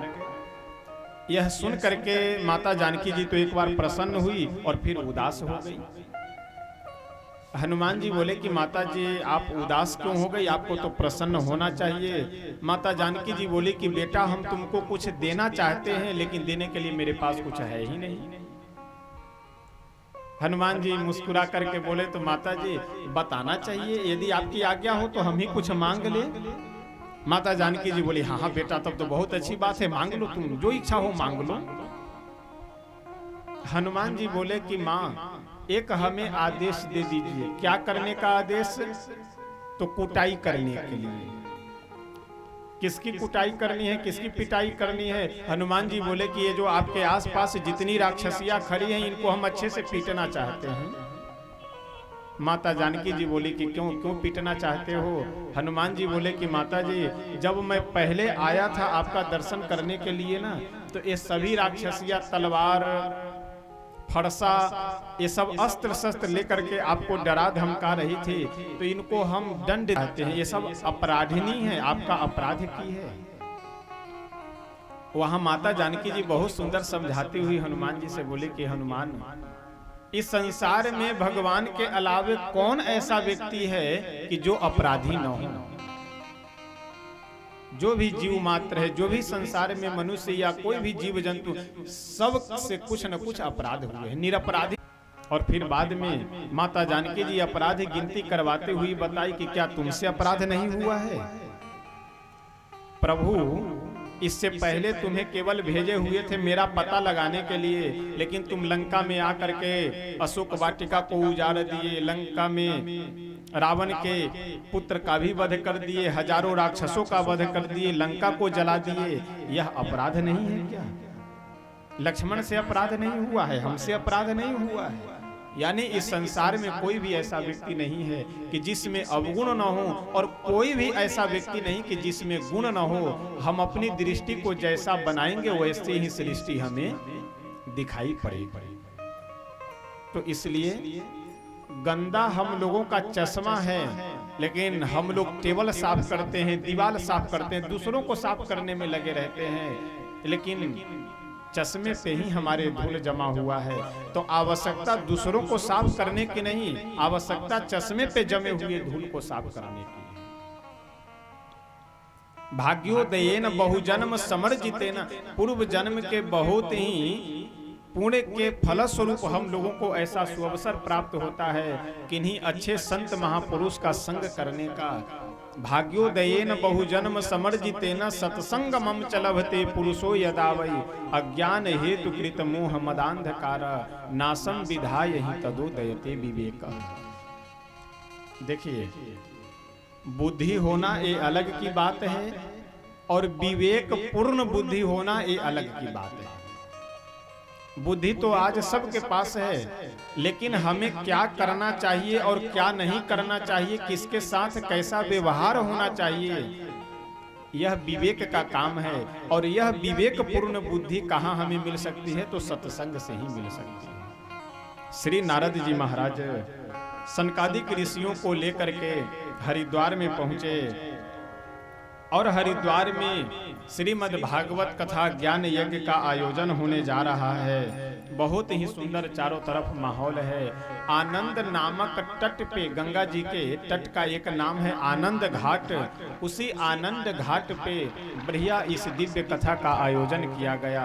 बालुओं का ही एक मंच बना दिया गया और सामने सबसे पहले श्री नारद जी महाराज मुख्य यजमान के रूप में विराजमान होते हैं। जितने भी ऋषि मुनि जहां तहां जो जैसे सुने वैसे भाग करके चले आ रहे हैं। भागवतकार बहुत सुंदर लिखते हुए कहते हैं, श्री भृगु जी महाराज अपने पूरे शिष्य मंडली के साथ में चल करके आ रहे हैं। भृगु वशिष्ठश्च च्यवनश्च गौतमो, यानी इस श्लोक में सर्वप्रथम नाम किनका लेते हैं? श्री भृगु जी महाराज का। जिस भृगु क्षेत्र में हम सब बैठ करके कथा सुन रहे हैं और जितने लोगों को यहाँ जन्म लेने का सौभाग्य मिला है, इस क्षेत्र का नाम जिनके नाम से विख्यात है, ऐसे श्री भृगु जी महाराज सर्वप्रथम सबसे आगे श्री हरिद्वार में पहुंचते हैं। क्या सुनने के लिए? जो सुनने के लिए हम लोग यहाँ बैठे हैं। भृगु वशिष्ठश्च च्यवनश्च गौतमो मेधा तिथिर्देवल देवरातो रामस्तथा गाधिसुतश्च साकलो मृकंडुपुत्रा त्रिजपिप्पलादा। और अंत में भागवतकार कहते हैं कि सर्वेप्यमी मुनिगणाः सहपुत्र शिष्याः स्वस्त्री भी रायुरति प्रणयेन युक्ताः। सब विनम्र होकर के कथा में आए सुनने के लिए, और कितना रही हो वहां विनम्र भाव से बैठकर सुनना चाहिए। कई बार देखते हैं कि कई लोग आए और आने के बाद न सीताराम न प्रणाम कुछ नहीं, न नमस्कार कुछ नहीं, और महाराज ठीक हो, तो अब कहना पड़ता है कि भैया आपका आशीर्वाद है, सब आपके आशीर्वाद से सब कुशल मंगल है। यानी कम से कम अपने से बड़ों के सामने जा रहे हैं तो विनम्रता तो होनी चाहिए। भगवान की कथा में यदि हम बैठे हैं तो विनम्र भाव से सुननी चाहिए। इसीलिए मैं बार बार एक शब्द बोलता हूं कि कथा करने वाला कौन है, इस पे हम लोगों को ध्यान नहीं देना चाहिए। कथा किनकी हो रही है इस पे हम लोगों का ध्यान होना चाहिए। एक जगह पे, मैं जगह का नाम नहीं बताऊंगा, लेकिन वहां हमें श्रीमद् भागवत कथा करने के लिए जाना था।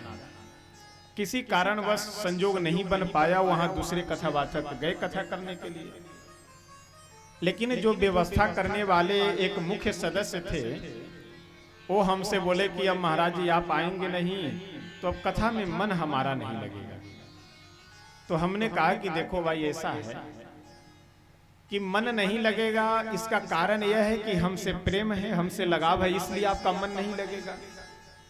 तो कथा करने के लिए कौन आ रहे हैं यह अपने मन से आप निकाल दीजिए। कथा किनकी हो रही है केवल यह अपने मन में आप रखिए।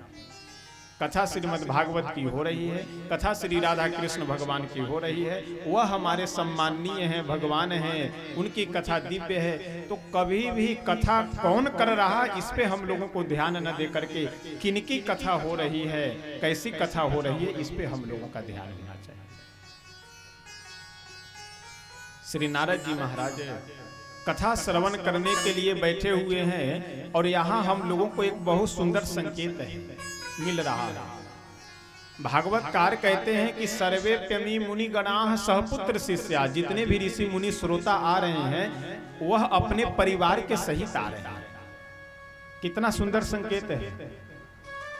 कई बार मैं देखता हूं कि लोग छोटे बच्चों को पूजा पाठ में नहीं बैठाना चाहते हैं और उनसे पूछा जाए कि क्यों नहीं बैठ, अरे महाराज जी अब ये छोटे बच्चे नहीं दिया जाएगा, बड़े होने के बाद वह नहीं करेंगे। आज समाज में सबसे बड़ा भ्रम क्या है कि लोग शिक्षा और संस्कार इन दोनों को एक समझ बैठे, लेकिन शिक्षा अलग है और संस्कार अलग है। शिक्षा के पीछे तो लोग बिल्कुल माता पिता एकदम दीवाने बने रहते हैं, घर बेच दे, मकान बेच दे, जमीन बेच दे पढ़ाने के लिए, लेकिन संस्कार के नाम पे जीरो। यानी किसके साथ हमारा कैसा व्यवहार होना चाहिए, किसे हमें किस तरह से बात करनी चाहिए, कहाँ हमें कैसे बैठना चाहिए, कैसे उठना चाहिए, यह किसी स्कूल कॉलेज में संस्कार नहीं मिलेगा। संस्कार आपको घर में देना पड़ेगा। लेकिन समस्या यह है कि बचपन में लोग संस्कार देते नहीं और बड़े हो जाने के बाद महात्माओं के पास घूम, महाराज जी बेटा बात नहीं माना रहे, तो महाराज जी कहाँ माथा फोड़ दे कि बेटा बात माने। जब आपने बचपन में संस्कार ही नहीं दिया, उसे समझाया ही नहीं कि कैसे सम्मान करना चाहिए, तो बड़े होने के बाद वह संभव नहीं है कि आपकी बात माने। क्या बोल रहा है, क्या विचार कर रहा है, कैसे बच्चों के संग में है, इन सब बातों पे ध्यान देना चाहिए। कई बार मैं देखता हूं कि यदि छोटा बच्चा माता पिता या किसी को अपशब्द बोल दे या कुछ उटपटांग शब्द बोल दे तो लोग हंस करके टाल देते, छोटा बच्चा है, जब बड़ा होगा तो सुधर जाएगा। अब आपको मैं एक उदाहरण बताऊं कि वृक्ष छोटा सा आप पौधा लगाइए अपने दरवाजे पे और उसे रस्सी से खींच करके किसी एक दिशा में उसे मोड़ दीजिए, फिर 2, 4, 5 वर्षों के बाद जब उसे सीधा करना चाहेंगे तो वह वृक्ष टूट जाएगा, लेकिन सीधा नहीं होना है उसे। उसी तरह से बचपन में जो संस्कार मिला हुआ है, बचपन का मतलब जन्म से लेकर के 15 वर्ष तक नोट कर लीजिए, जन्म से 15 वर्षों तक यदि आप अनुशासन में रख ले जाते हैं, संस्कार दे ले जाते हैं, तो 16वें वर्ष आपको ये नहीं कहना होगा कि मेरा बेटा मेरी बात नहीं मान रहा है। संस्कार के लिए हमारे शास्त्रों में कहा गया है कि लालयेत 5 वर्षाणि 10 वर्षाणि टाडयेत प्राप्ते तु षोडशे वर्षे पुत्रम मित्रवदाचरेत। जन्म से लेकर के 5 वर्ष की अवस्था तक बेटा हो या बेटी, उसे दुलार प्यार देना चाहिए। 5 वर्ष से 15 वर्ष की अवस्था तक उसे अनुशासन में रखना चाहिए। लेकिन आज समस्या यह है कि किसी के बेटे की कोई कमी यदि जाकर आप उसके माता पिता को बता दीजिए तो वह उल्टे आपके पीछे हाथ धोकर पड़ जाएगा कि मेरे बेटे को बदनाम कर रहा है। एक माता पिता अपने बेटे या बेटियों पे उतना ध्यान नहीं रख सकते जितना दूसरे लोग ध्यान रख सकते हैं।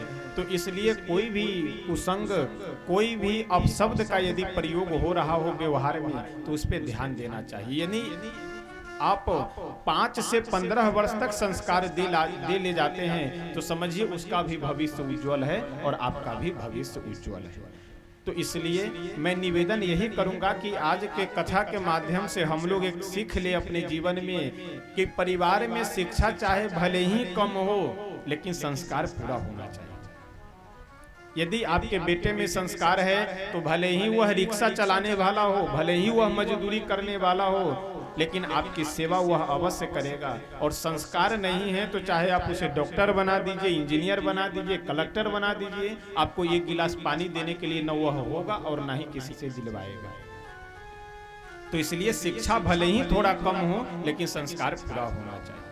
जितने भी ऋषि महर्षि हैं यह सब अपने पूरे परिवार के सहित पहुंचे श्री मद् भागवत की कथा श्रवण करने के लिए। बहुत सुंदर चारों तरफ आनंद का माहौल है। और सभी जब ऋषि मुनि एकत्रित हो गए, श्री नारद जी भी चल करके पहले से विराजमान हैं। अन्य जितने भी देवी देवता हैं वे सारे देवी देवता हरिद्वार में उपस्थित हो गए और चारों तरफ सब संकीर्तन करने लगे। और जब आनंद का माहौल बढ़ा, इतने में भागवतकार कहते हैं कि भक्ति महारानी भी अपने दोनों पुत्रों को लेकर के वहां उपस्थित हो गई। भक्ति सुतौ तौ तरुणौ गृहीत्वा प्रेमैक रूपा सहसा विरासे श्री कृष्ण गोविंद हरेति नामानि मुहुर्वदन्ति नाथेति नामानि मुहुर्वदन्ति। श्री भक्ति महारानी अपने दोनों पुत्रों का ज्ञान और वैराग्य का हाथ पकड़ करके सभी श्रोताओं के बीचों बीच प्रकट हुई और सनकादिक जी से, जो व्यास गद्दी पे बैठे हुए हैं कथा व्यास के रूप में, उनसे भक्ति महारानी पूछी कि महाराज सबके बैठने के लिए तो आप व्यवस्था कर दिए, लेकिन मेरे बैठने की कहाँ व्यवस्था है। सनकादिक ऋषि बोले कि हे भक्ति महारानी, यहाँ जितने भी श्रोता बैठे हुए हैं सभी के हृदय में आप निवास कीजिए, सभी का हृदय ही आपके बैठने के लिए स्थान है। तो ज्ञान वैराग्य दोनों को साथ में लेकर के भक्ति महारानी सभी श्रोताओं के हृदय में बैठ जाती है। और जैसे भक्ति महारानी का प्रवेश हृदय में हुआ, सभी श्रोताओं के हृदय में अद्भुत आनंद और प्रेम प्रस्फुटित होने लगा। सभी प्रेम से, आनंद से बिल्कुल समर्पित भाव होकर के श्रद्धा विश्वास से भगवान का संकीर्तन आरंभ कर दिए। आइए हम लोग भी अपने मन वाणी को श्री राधा कृष्ण भगवान के चरणों में लगाते हुए 2 बार संकीर्तन करते हैं और यह प्रार्थना करते हैं कि हे प्रभु, हम लोगों के भी हृदय में आप निवास करें। यह प्रार्थना करते हुए हम लोग 2 बार संकीर्तन करते हैं। श्री कृष्ण गोविंद हरे मुरारे, हे नाथ नारायण वासुदेवा। श्री कृष्ण गोविंद हरे मुरारे, हे नाथ नारायण वासुदेवा। श्री कृष्ण गोविंद हरे मुरारे, हे नाथ नारायण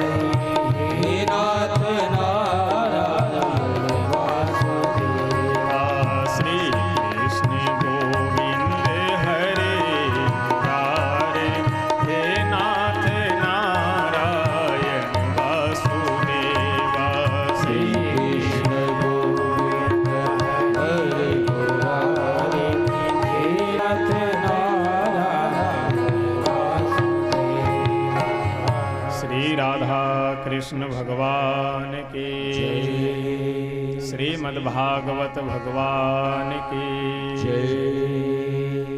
अद्भुत आनंद की वर्षा हरिद्वार के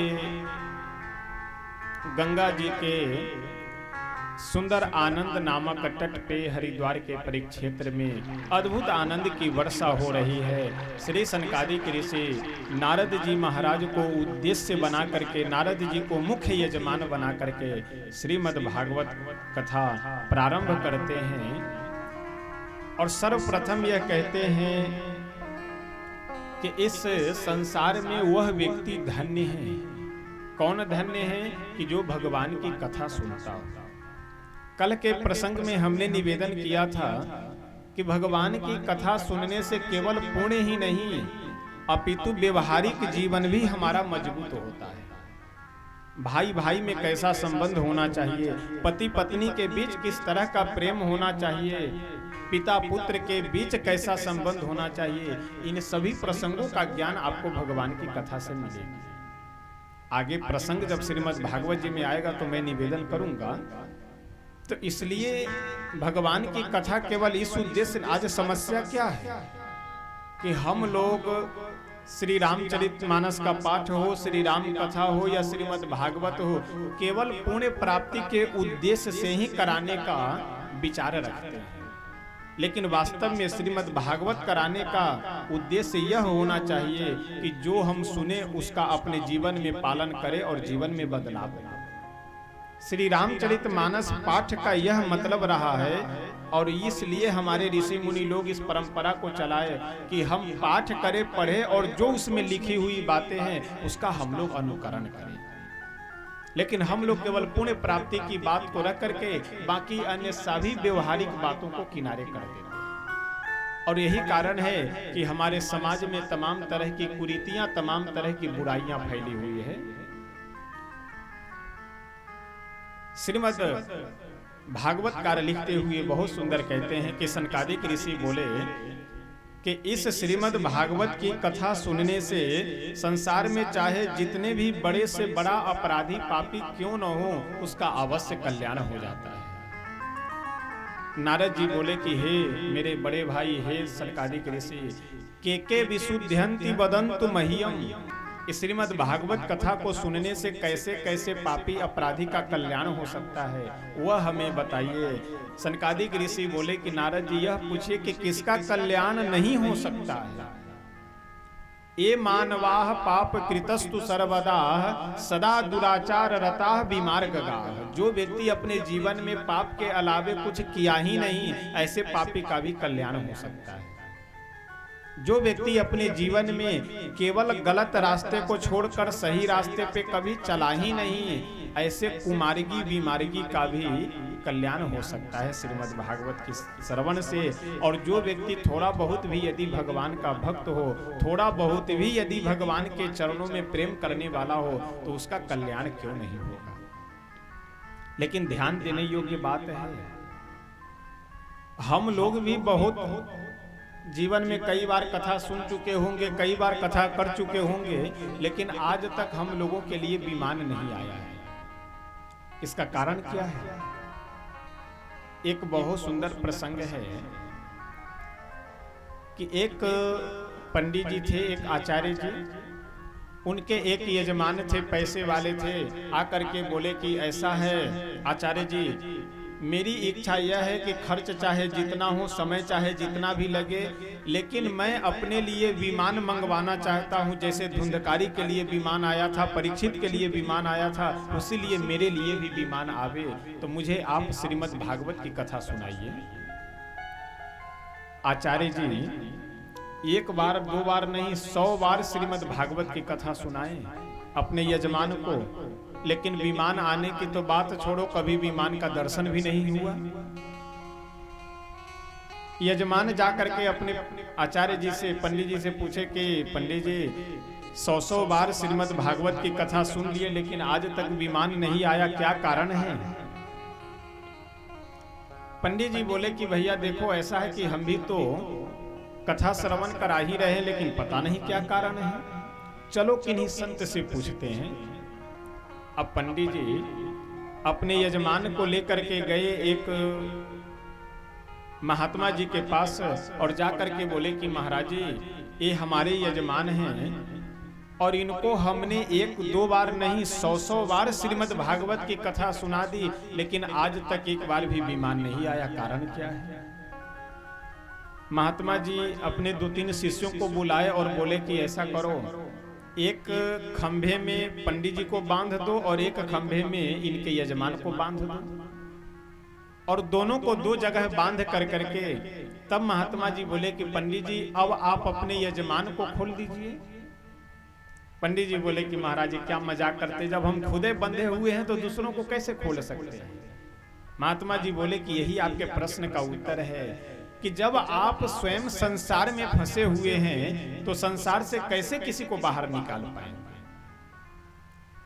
कोई व्यक्ति कुएं में गिरा हुआ हो और दूसरा भी व्यक्ति कुएं में गिर जाए और वह बोले कि तुम चिंता मत करो मैं तुम्हें बाहर निकालूंगा। अरे भाई, जब तुम खुद कुएं में गिरे हुए हो तो गिरे हुए को कैसे तुम बाहर निकाल सकते हो? कुएं से बाहर तो वही निकाल सकता है जो पहले कुएं से बाहर आ चुका हो। तो हम लोग संसार में फंसे हुए हैं, संसारिक जीव हैं, इसीलिए हम लोग बार बार कथा सुनते हैं लेकिन फिर भी विमान का दर्शन नहीं होता है। लेकिन फिर भी श्रवण करना चाहिए। कब तक? जब तक विमान आ न जाए। अरे इस जन्म में विमान नहीं आएगा, फिर अगला जन्म लेकर के आएंगे, फिर कथा करेंगे, फिर कथा सुनेंगे, किसी न किसी जन्म में तो विमान आएगा। इसलिए श्रवण करते रहना चाहिए। तो भगवान की कथा से हमारा व्यवहारिक जीवन भी सुदृढ़ होता है और आध्यात्मिक जीवन भी सुदृढ़ होता है। सनकादिक ऋषि नारद जी से एक प्रसंग सुनाते हुए कहते हैं कि नारद जी, एक बार की बात है, एक तुंगभद्रा नाम के तट पे बहुत ही सुंदर, तुंगभद्रा यह नदी का नाम है, और उसी तुंगभद्रा के तट पे बहुत ही सुंदर एक गांव था। उस गांव में एक आत्मदेव शर्मा नाम के ब्राह्मण देवता रहते थे। आत्मदेव शर्मा जी बहुत ही पढ़े लिखे विद्वान ब्राह्मण थे, धनवान भी थे, लेकिन फिर भी भिक्षावृत्ति से अपनी आजीविका चलाते थे। उनकी एक धर्म पत्नी थी जिसका नाम था धुंधुली, और धुंधुली का स्वभाव कुछ ऐसा था कि अपने बातों को सदैव सबसे मनवाने का हट। कुछ लोगों का यह स्वभाव बन जाता है। स्ववाक्य स्थापिका, यानी हर जगह अपनी बात जबरदस्ती रखने की बस यही एक आदत थी, बाकी सब कुछ ठीक था धुंधली का। आत्मदेव जी का बहुत समय व्यतीत होता चला गया, लेकिन एक भी किसी संतान की प्राप्ति नहीं हुई। एक दिन की बात है, आत्मदेव जी बहुत दुखी हुए हैं और जंगल में, वन में अपने प्राण को परित्याग करने के लिए, प्राण छोड़ने के लिए चल पड़े।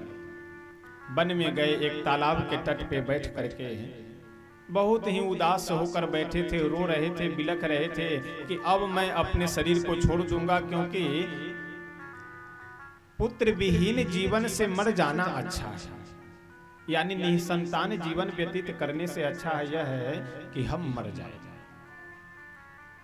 एक वृक्ष के नीचे बैठ करके विलाप कर रहे थे, रो रहे थे। इतने में एक सन्यासी महात्मा उधर से निकले और जब चेहरा देखे आत्मदेव जी का तो समझ गए कि यह ब्राह्मण कुल के व्यक्ति हैं। आ करके बहुत सुंदर प्रश्न करते हुए महात्मा जी आत्मदेव जी से पूछे, कथम रोदिसि विप्रत्वं काते चिंता बलीयसि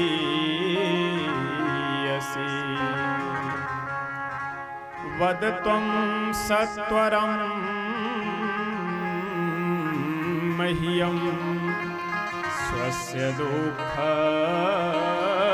कारणम्। कथम रोदिसि विप्रत्वं काते चिंता बलीयसी। हे ब्राह्मण देवता, तुम क्यों रो रहे हो? कौन सी चिंता तुम्हें परेशान कर रही है? जल्दी से हमें बताओ। बदतुम सत्वरम मह्यम स्वस्य दुख से, अपने दुख का कारण हमें बताओ ताकि मैं उसे निवृत्ति कर सकूं। आत्मदेव जी चरण पकड़ लिए और बोले कि महाराज मेरे जीवन में और कोई दुख नहीं है, सब कुछ है, केवल एक बेटा नहीं है, एक बेटा हमें दे दीजिए। महात्मा जी तो बेचारे मन में सोचे कि बताओ, हम तो इसके पास इसलिए आए थे कि कहीं भगवान के लिए वन में रो रहा होगा तो मैं इसे मार्ग रास्ता बता दूंगा, लेकिन ये तो बेटे के लिए रो रहा है। महात्मा जी बोले कि ऐसा है, एक जन्म की बात छोड़ो, सप्त जन्मावधि तब पुत्र नैवच नैवच, यानी 7 जन्मों तक तुम्हें पुत्र की प्राप्ति नहीं होगी। आत्मदेव जी चरण जोर से पकड़ लिए और बोले कि महाराज अब 7 जन्म या 70 जन्म से हमें मतलब नहीं है, हमें मतलब ये है कि यदि आप संतों का आशीर्वाद हो जाए तो भगवान को अपनी लेखनी भी बदलनी पड़ेगी। तो इसलिए या तो आप हमें पुत्र होने का आशीर्वाद दीजिए, नहीं तो यही मैं प्राण आत्महत्या कर लूंगा आपके चरणों में, और ब्राह्मण हत्या का पाप आपको लगेगा। अब महात्मा जी बेचारे हार दार के अपनी झोली से एक फल निकाले और भगवान का नाम लेकर के आत्मदेव जी को दे दिए और बोले कि ऐसा है, ले जाकर यह फल अपनी पत्नी को दे देना, और कुछ नियम संयम बता दिए और बोले कि वह नियम संयम यदि करेगी तो अवश्य पुत्र की प्राप्ति होगी। आत्मदेव जी बड़े प्रसन्न होकर के घर पे आए और धुंधली को बुला करके वह फल दे दिए और बोले कि सुनो, इस फल को खा लो, क्योंकि इस फल के खाने से हमें पुत्र की प्राप्ति होगी, ये संत का प्रसाद स्वरूप फल है। अब धुंधली अपने घर में बैठ करके लगी 3 तिकड़म विचार करने, खाए कि ना खाए, खाए कि ना खाए। यदि मैं फल खा लूंगी तो मान लो मेरे गर्भ में यदि बालक पलने लगा तो फिर मुझे काम करने में समस्या होगी, और काम करने में जब दिक्कत होगी तो मेरे पति यही कहेंगे कि तुम्हें काम करने में दिक्कत हो रही है, तो मैं अपनी बहन को बुला लेती हूँ, और जब मेरी ननद आएगी तो 2-3 महीने काम करेगी और कम से कम 1.5-2 साल का खर्च लेकर के वापस जाएगी। क्योंकि अगर सांप और चूहे वाला संबंध कोई है तो वह भाई की पत्नी और ननद, यानी ननद और भौजाई का जो संबंध है ये बिल्कुल वही सांप और चूहे वाला संबंध होता है, यानी एक दूसरे को देखना न चाहे। आप सब यहाँ ऐसे नहीं, आप सब ठीक ठाक है। आपकी बात मैं जब दूसरे जगह जाऊंगा तब बताऊंगा।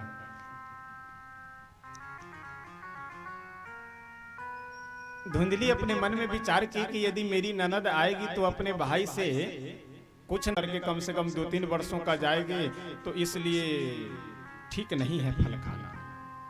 फिर मन में विचार की कि बताओ, कहीं अगर मेरा शरीर भारी हो जाता है, संयोग से कहीं घर में आग लग गई और सब लोग तो घर से भाग लेंगे, बाद में जलना हमें पड़ेगा। भागवतकार कहते हैं कि एवं कुतर्क योगे न तत्फलम नैव भक्षितम, यानी अनेक प्रकार के नाना प्रकार के कुतर्क करके वह फल को खाई नहीं। अब यह कुतर्क कर ही रही थी कि इतने में उसकी बहन आ गई, एक छोटी बहन थी। वह बोली कि क्यों बहन, तुम बहुत चिंतित लग रही हो। धुंधली की छोटी बहन वो जब पूछी कि क्यों चिंतित हो, धुंधली बोली कि अरे बहन तुम बहुत अच्छे समय पे आ गई, बताओ ये तुम्हारे जीजा जी जो है फल लेकर के आए हैं और कह रहे हैं कि इसको खाने से पुत्र की प्राप्ति होगी, तो वही मैं सोच रही हूँ कि अगर इस फल को मैं खा लेती हूँ तो मेरे लिए बहुत नुकसान है। उसकी छोटी बहन जो थी वो पहले से ही ताक लगा करके बैठी थी इसके धन को हड़पने के लिए।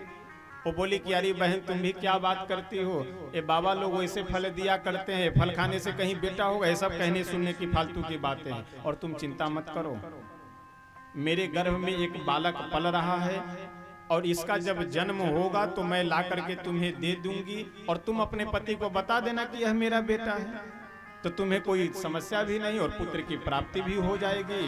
धुंधली बोली कि वाह, तुम तो मेरे लिए बहुत वरदान के समान बन करके आए।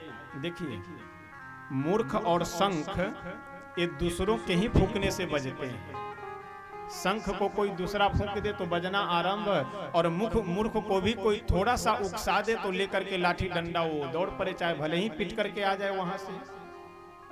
तो मूर्ख और शंख ये दूसरों के ही फूंकने से बजते हैं। धुंधली अपनी छोटी बहन की बातों को मान गई और बोली कि बहन ठीक है, समय आने पर इस तरह से अपने हाव भाव को प्रदर्शित करने लगी कि जैसे लगा यह आत्मदेव जी को कि मेरे धर्म पत्नी के गर्भ में मेरा बालक, मेरा बेटा पल रहा है। आने वाले समय में जब उसके छोटी बहन के यहाँ बच्चे का जन्म हुआ, रात्रि में वह आकर के अपनी बहन धुंधली को अपना बेटा दे देती है और धुंधली आत्मदेव जी से यह बता दी कि मुझे पुत्र की प्राप्ति हुई है।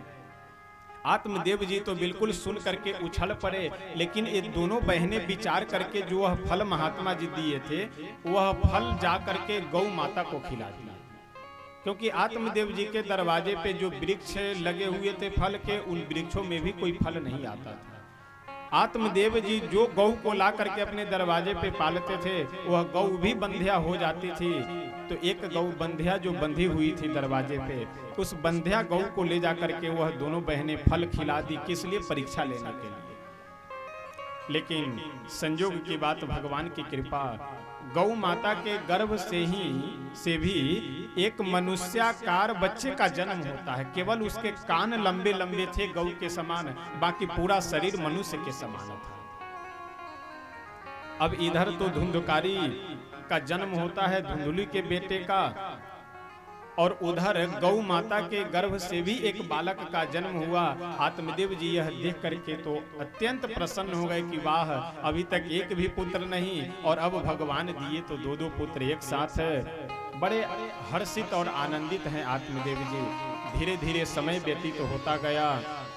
जब नामकरण करने की बात आती है तो धुंधली उठ करके खड़ी हो गई और बोली कि 9 महीने तक मैं अपने गर्भ में बेटे को रखी हूं, इसलिए अपने बेटे का नामकरण मैं स्वयं करूंगी। अब आत्मदेव जी हठ नहीं किए, बोले ठीक है रख लो। तो धुंधली बोली कि मेरा नाम धुंधली तो मेरे बेटे का नाम धुंधकारी। और गौ माता के गर्भ से जिस बालक का जन्म हुआ है उसका नाम श्री आत्मदेव जी गोकर्ण रखते हैं, क्योंकि कान गौ के समान है इसलिए गोकर्ण रखे। धीरे धीरे आने वाले समय में भागवतकार कहते हैं गोकर्ण पंडितो ज्ञानी धुंधकारी महाखलः। श्री गोकर्ण जी तो वेद वेदांत के पारंगत विद्वान हो गए और धुंधकारी उतना ही बड़ा महान खल हो गया। धीरे धीरे धुंधकारी की प्रवृत्ति, उसका संग इतना खरा, कुत्तों के साथ में रहना, छोटे छोटे बच्चों को उठाकर कुएं में डाल देना, किसी अंधे को गड्ढे में गिरा देना, किसी के घर में आग लगा देना, यह कार्य धुंधकारी का बन गया। आने वाले समय में जब घर के सारे संपत्ति धन को वह जुओं में ले जाकर समाप्त कर देता है, एक दिन अपने पिता आत्मदेव को पकड़कर बहुत पीटा और बोला कि बताओ धन कहाँ छिपा करके रखे हो, क्योंकि हमें जुआ खेलने के लिए वेश्या के पास जाने के लिए धन की आवश्यकता है। आत्मदेव जी अपने बेटे के द्वारा प्रताड़ित होने पर बहुत दुखी होकर के दरवाजे पे बैठ करके रो रहे थे। फिर सोचे कि दरवाजे पे क्यों रोए, चल करके गोकर्ण से हमें मार्गदर्शन लेना चाहिए, क्योंकि गोकर्ण जी महाराज घर परिवार से मतलब रहते थे लेकिन मतलब नहीं रखते थे, कौन क्या कर रहा है नहीं कर रहा है इसे कोई लेना देना नहीं। गोकर्ण जी के पास जाकर के आत्मदेव जी रोने लगे और कहे कि बेटा अब मैं अपने जीवन से दुखी हो गया हूं, क्योंकि भगवान मुझे ऐसा नालायक बेटा दिए क्यों। गोकर्ण जी मुस्कुरा करके बोले कि पिताश्री, संसार की यही तो विडंबना है। आज से कुछ वर्ष पहले भी आप रो रहे थे एक महात्मा के पास इसलिए कि बेटा नहीं है, और आज भी आप आकर के मेरे पास रो रहे हैं क्यों? क्योंकि बेटा क्यों है। इस संसार की समस्या यही है। देखिए, जो वस्तु जिसके पास नहीं होती है उस वस्तु के लिए वह व्यक्ति लालायित रहता है, और वह वस्तु जिसे मिल जाती है वह वस्तु उसके कारण परेशान हो जाता है वह व्यक्ति। नहीं समझे? जो वस्तु जिस व्यक्ति को प्राप्त नहीं है वह व्यक्ति उस वस्तु को प्राप्त करने के लिए परेशान रहता है, और वह वस्तु जिस व्यक्ति को प्राप्त हो जाती है वह व्यक्ति उस वस्तु के कारण परेशान होने लगता है। एक बहुत सुंदर प्रसंग है। कि एक मनोवैज्ञानिक गए पागल खाने घूमने के लिए। पागल खाने का मैनेजर मनोवैज्ञानिक को लेकर के गया और पागलों को अलग अलग घेरे में रखा जाता है। तो एक पहले घेरे में ले जा करके एक पागल को दिखलाया, तो वह एक अपने हाथ में फोटो लिए हुए खूब रो रहा है, इधर उधर घूम रहा है। मनोवैज्ञानिक पागल खाने के मैनेजर से पूछा कि मैनेजर साहब ये क्यों पागल हुआ है? मैनेजर बोला कि ऐसा है, यह जिस लड़की से शादी करना चाह रहा था उस लड़की का शादी किसी और के साथ में उसके परिवार वाले कर दिए, तो उस लड़की से विवाह न होने के कारण उसके वियोग में यह पागल हो गया है। मनोवैज्ञानिक बोले कि ओहो चलो कोई बात नहीं, आगे बढ़े। तो एक जगह गए तो एक पागल बड़े अजीब किस्म का, कभी दीवार में माथा पटके, कभी जमीन पे माथा पटके। मनोवैज्ञानिक बोला कि यह क्यों पागल हो गया है? तो उस पागल खाने का मैनेजर बोला कि सर, पहले वाला जो पागल था पहले नंबर के घेरे में, वह पागल जिस लड़की से विवाह करना चाह रहा था, जिससे विवाह नहीं हुआ, जिसके कारण वह पागल हो गया। और यह जो पागल देख रहे हैं में लगभग लोगों की जो वस्तु, अब एक इसलिए पागल हुआ है कि उसका विवाह उसके साथ नहीं हुआ, और दूसरा इसलिए पागल हो गया कि उसका विवाह उसके साथ हो गया। यानी जो वस्तु हमें नहीं मिली है उसके लिए हम पागल बने रहते हैं, और यदि वह वस्तु हमें मिल जाती है तो उसके कारण हम लोग पागल हो जाते हैं। धन नहीं है तो धन के लिए पागल हैं, और धन यदि हो गया तो धन के कारण हम लोग पागल हो जाते हैं। सबको भूल जाते हैं, सम्मान भी भूल जाते हैं, किसी को प्रणाम करना भी भूल जाते हैं। और प्रणाम करने की बात आ गई तो एक बात मैं निवेदन कर दूं कि आजकल हम देखते हैं कि कई लोग प्रणाम करते हैं, कम से कम अलग से यदि हाथ जोड़ करके कर ले तो चलिए कोई बात नहीं, लेकिन यदि पैर छुआ जाए तो ढंग से पैर छू कर प्रणाम किया जाए। आजकल कई लोगों को मैं देखता हूं अब घुटना ही छू करके प्रणाम कर लेते हैं, और घुटना तक तो कम से कम काम चलाऊ है, काम चल सकता है। कई लोग कमर के पास ही छूने लगते, महाराज प्रणाम। कमर छूने से, घुटना छूने से, और प्रत्यक्ष बात मैं बताऊं, कथा वगैरह से उतर कर जाने में कई लोगों को मैं देखता, या कोई से भी अगर यदि 2-4-10 लोग खड़े हैं, 10-20 लोग, तो कई लोग हाथ ही छू लेते हैं इधर, महाराज प्रणाम। तो हमें लगता है कि बस अब केवल एक उपाय, एक काम बच गया है कि माथा पे हाथ रखना, कि रखे तो माथे पे हाथ और करे प्रणाम, यानी दे आशीर्वाद और करे प्रणाम। यही बचा है, और क्या बचा हुआ है? हाथ छू करके प्रणाम करना, कमर छूकर प्रणाम करना, घुटने कोई प्रणाम है? इसलिए कभी भी प्रणाम करना हो तो प्रयास यह करना चाहिए कि चरण छूकर, पैर छू करके ही प्रणाम करना चाहिए। ये घुटना और कमर छूने से कोई मतलब नहीं, केवल दिखावा और विडंबना है। तो समस्या हम लोगों की यह है कि जो वस्तु नहीं मिली है उस वस्तु के कारण परेशान रहते, और यदि वह वस्तु मिल जाए तो उस वस्तु के कारण हम लोग परेशान हो जाते हैं। तो इसलिए इसमें परेशान होने की आवश्यकता नहीं है। जीवन में जो स्थिति है, जैसी व्यवस्था है, उसी के अनुकूल और अनुसार हम लोगों को चलना चाहिए। श्रीमद् भागवतकार कहते हैं कि गोकर्ण जी अपने पिता से बोले कि पिताजी, यह संसार न गलत है और ना ही सही है। यदि आप अपनी दृष्टि सही रख करके संसार में रहेंगे तब तो संसार सही है, और यदि दृष्टि गलत करके संसार में रहेंगे तो संसार आपके लिए गलत है। यानी संसार में हम रहें लेकिन मन भगवान की ओर रखें तब तो अच्छा है, और मन तन दोनों संसार में हम लगा दे तो यही हमसे गलती हो जाती है, और फिर हमें रोना पड़ता है।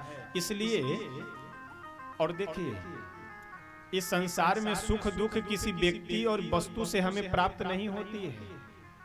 सुख भी हमारे मन की अनुकूलता है। न्याय शास्त्र में सुख दुख का लक्षण लिखते हुए बहुत सुंदर न्याय शास्त्रकार कहते हैं कि सर्वेषां अनुकूल वेदनीयम सुखम और सर्वेषां प्रतिकूल वेदनीयम दुखम। इस संसार में सुख दुख किसी आदमी से या किसी वस्तु से हमें नहीं मिलता है, ये हमारे आपके मन की। तो आप कपड़े खोलेंगे क्या? इस समय तो हमें चल जाए तो आनंद नहीं, दुख केवल कल्पना है और मन की मान्यता है, बाकी किसी से सुख दुख नहीं मिलता है। अब जैसे और अच्छे से समझ लीजिए कि गांव में कोई एक आपका मित्र है, वह जैसे ही आपके दरवाजे पे आता है आपका मन प्रसन्न हो जाता है, तुरंत आवाज देते हैं घर में, अरे जल्दी चाय बनाओ भाई, अपने बहुत भाई साहब आए हैं, जल्दी पकौड़े भी छानो। और वही व्यक्ति किसी दूसरे का यदि शत्रु है, आदमी एक है, यदि उसका मित्र आप हैं तो आपका मन प्रसन्न हो रहा है देख करके, और वही व्यक्ति यदि किसी का शत्रु है तो जो उसका शत्रु है, क्या उसके शत्रु का मन प्रसन्न हो सकता है उसे देखकर? व्यक्ति एक है, मनुष्य एक है, यदि मित्र है तो हमारा मन प्रसन्न हो रहा है, और यदि शत्रु है तो हमारा मन दुखी हो रहा है। तो इसलिए किसी व्यक्ति विशेष अथवा वस्तु विशेष से सुख दुख की प्राप्ति था है। आइए, बहुत सुंदर एक भजन है, एक दो पंक्ति गा करके तब हम सब आगे बढ़ेंगे। सुख भी मुझे प्यारे हैं, इसलिए हम लोगों को भगवान से प्रार्थना क्या करनी चाहिए कि सुख दुख जो भी स्थिति है उसमें हमारी स्थिति समान बनी रहे और हम आपके चरणों में लगे हुए रहे, यही प्रार्थना करनी चाहिए। सुख भी मुझे प्यारे हैं, दुख भी मुझे प्यारे हैं, सुख भी मुझे प्यारे हैं, दुख भी मुझे प्यारे हैं, सुख भी मुझे प्यारे हैं, दुख भी मुझे प्यारे हैं। छोड़ो मैं किसे भगवन, दोनों ही तुम्हारे हैं। छोड़ो मैं किसे भगवन, दोनों ही तुम्हारे हैं। इस पंक्ति में संत कहते हैं कि हे प्रभु, ये सुख दुख दोनों आपके बनाए हुए हैं, तो किसे पकड़ा जाए और किसे छोड़ा जाए। तो इसलिए कृपा आप यह कीजिए, आशीर्वाद यह दीजिए कि सुख दुख में हमारी स्थिति समान बनी। छोड़ो मैं किसे भगवन, दोनों ही तुम्हारे हैं। छोड़ो मैं किसे भगवान, दोनों ही तुम्हारे हैं। सुख भी मुझे प्यारे हैं, दुख भी मुझे प्यारे हैं, सुख भी मुझे प्यारे हैं, दुख भी मुझे प्यारे हैं।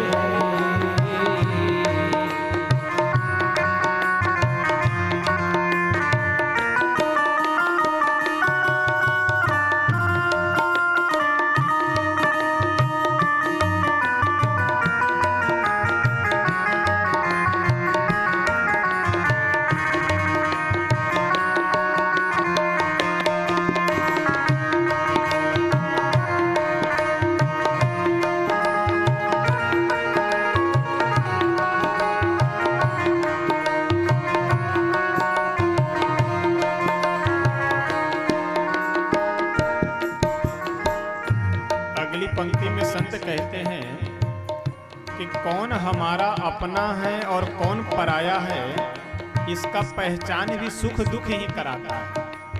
सुख में तो बहुत से लोग आपको मिठाई के डब्बे लेकर, सम्मान करने के लिए फूल का माला लेकर के खड़े हो जाएंगे, लेकिन जो व्यक्ति दुख में हमारे आपके साथ हो, समझ लीजिए वही अपना, और बाकी सुख में तो बहुत से लोग लाइन लगाए रहते हैं। सुख दुख में शुक्र करूं, गाड़ी को चलाते हैं, सुख दुख ही तो दुनिया के, गाड़ी को चलाते हैं। जैसे सदैव नदी में दो तट होते हैं, दो किनारे होते हैं, एक इस पार एक उस पार। उसी तरह से हमारा आपका जो यह जीवन है, इस जीवन में भी दो किनारे हैं, एक सुख और दूसरा दुख। तो इसलिए सुख दुख में बहुत घबराने की आवश्यकता नहीं है। न दुख में हमें घबराने की जरूरत है और न सुख में हमें प्रसन्न होने की आवश्यकता है। सुख दुख ही तो दुनिया की,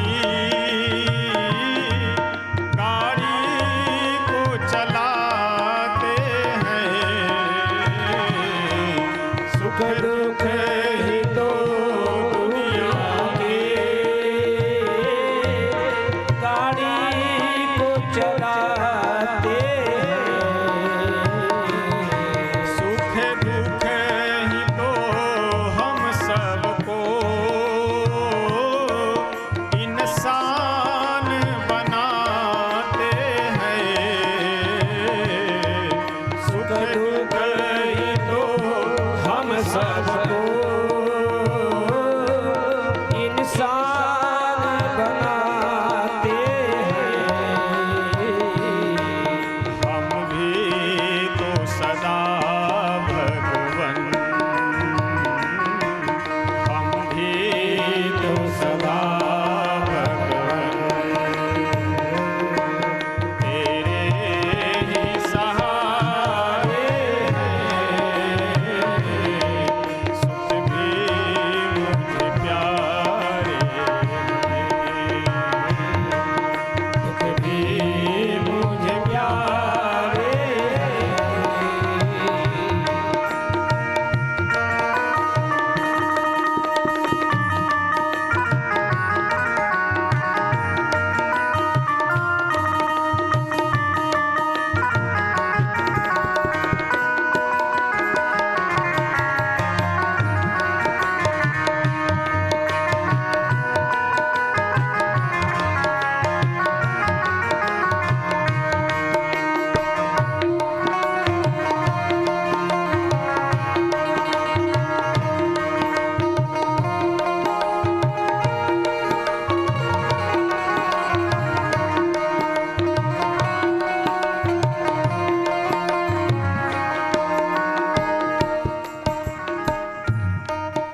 भजन की अंतिम पंक्ति में संत कहते हैं कि हम लोगों को सुख में क्या करना चाहिए और दुख में क्या करना चाहिए। सुख में तेरा शुक्र करूं, दुख में फरियाद करूं। सुख में तेरा शुक्र करूं, दुख में फरियाद करूं। जिस हाल में रख मुझको, उसमें तुझे याद करूं। जिस हाल में रख मुझको, तुझे याद करूं। हमने तो तेरे आगे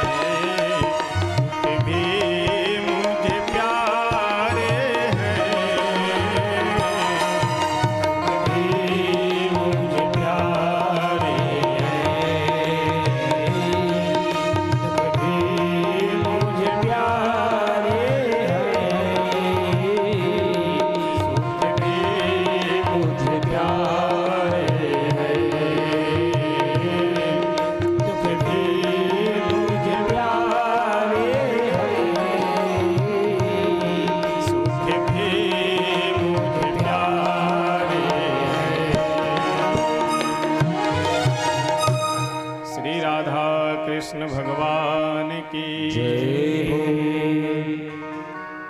सुख भी मुझे प्यारे हैं, दुख भी मुझे प्यारे हैं। आवश्यकता किस बात की है? आवश्यकता इस बात की है कि सुख में हमें, देखिए सुख दुख जीवन में आ रहा है, कोई बड़ी बात नहीं है। संसार में यदि जी रहे तो सुख दुख तो संभव ही है आना। बड़ी बात यह है कि सुख में हमें क्या करना चाहिए और दुख में हमें क्या करना चाहिए। सुख यदि जीवन में हो तो भगवान को धन्यवाद देना चाहिए, और दुख यदि जीवन में हो तो अपने कर्मों का फल समझ करके प्रभु से यह प्रार्थना करनी चाहिए कि प्रभु हमें आप ऐसा बल दीजिए, ऐसी शक्ति दीजिए कि इस दुख को सहने की हम में क्षमता आए। श्री आत्मदेव जी से उनके पुत्र गोकर्ण जी कहते हैं कि पिताश्री, पहले भी आप रो रहे थे, इसलिए पहले रो रहे थे कि बेटा नहीं है, और आज फिर आप रो रहे हैं, इसलिए रो रहे हैं कि बेटा क्यों है।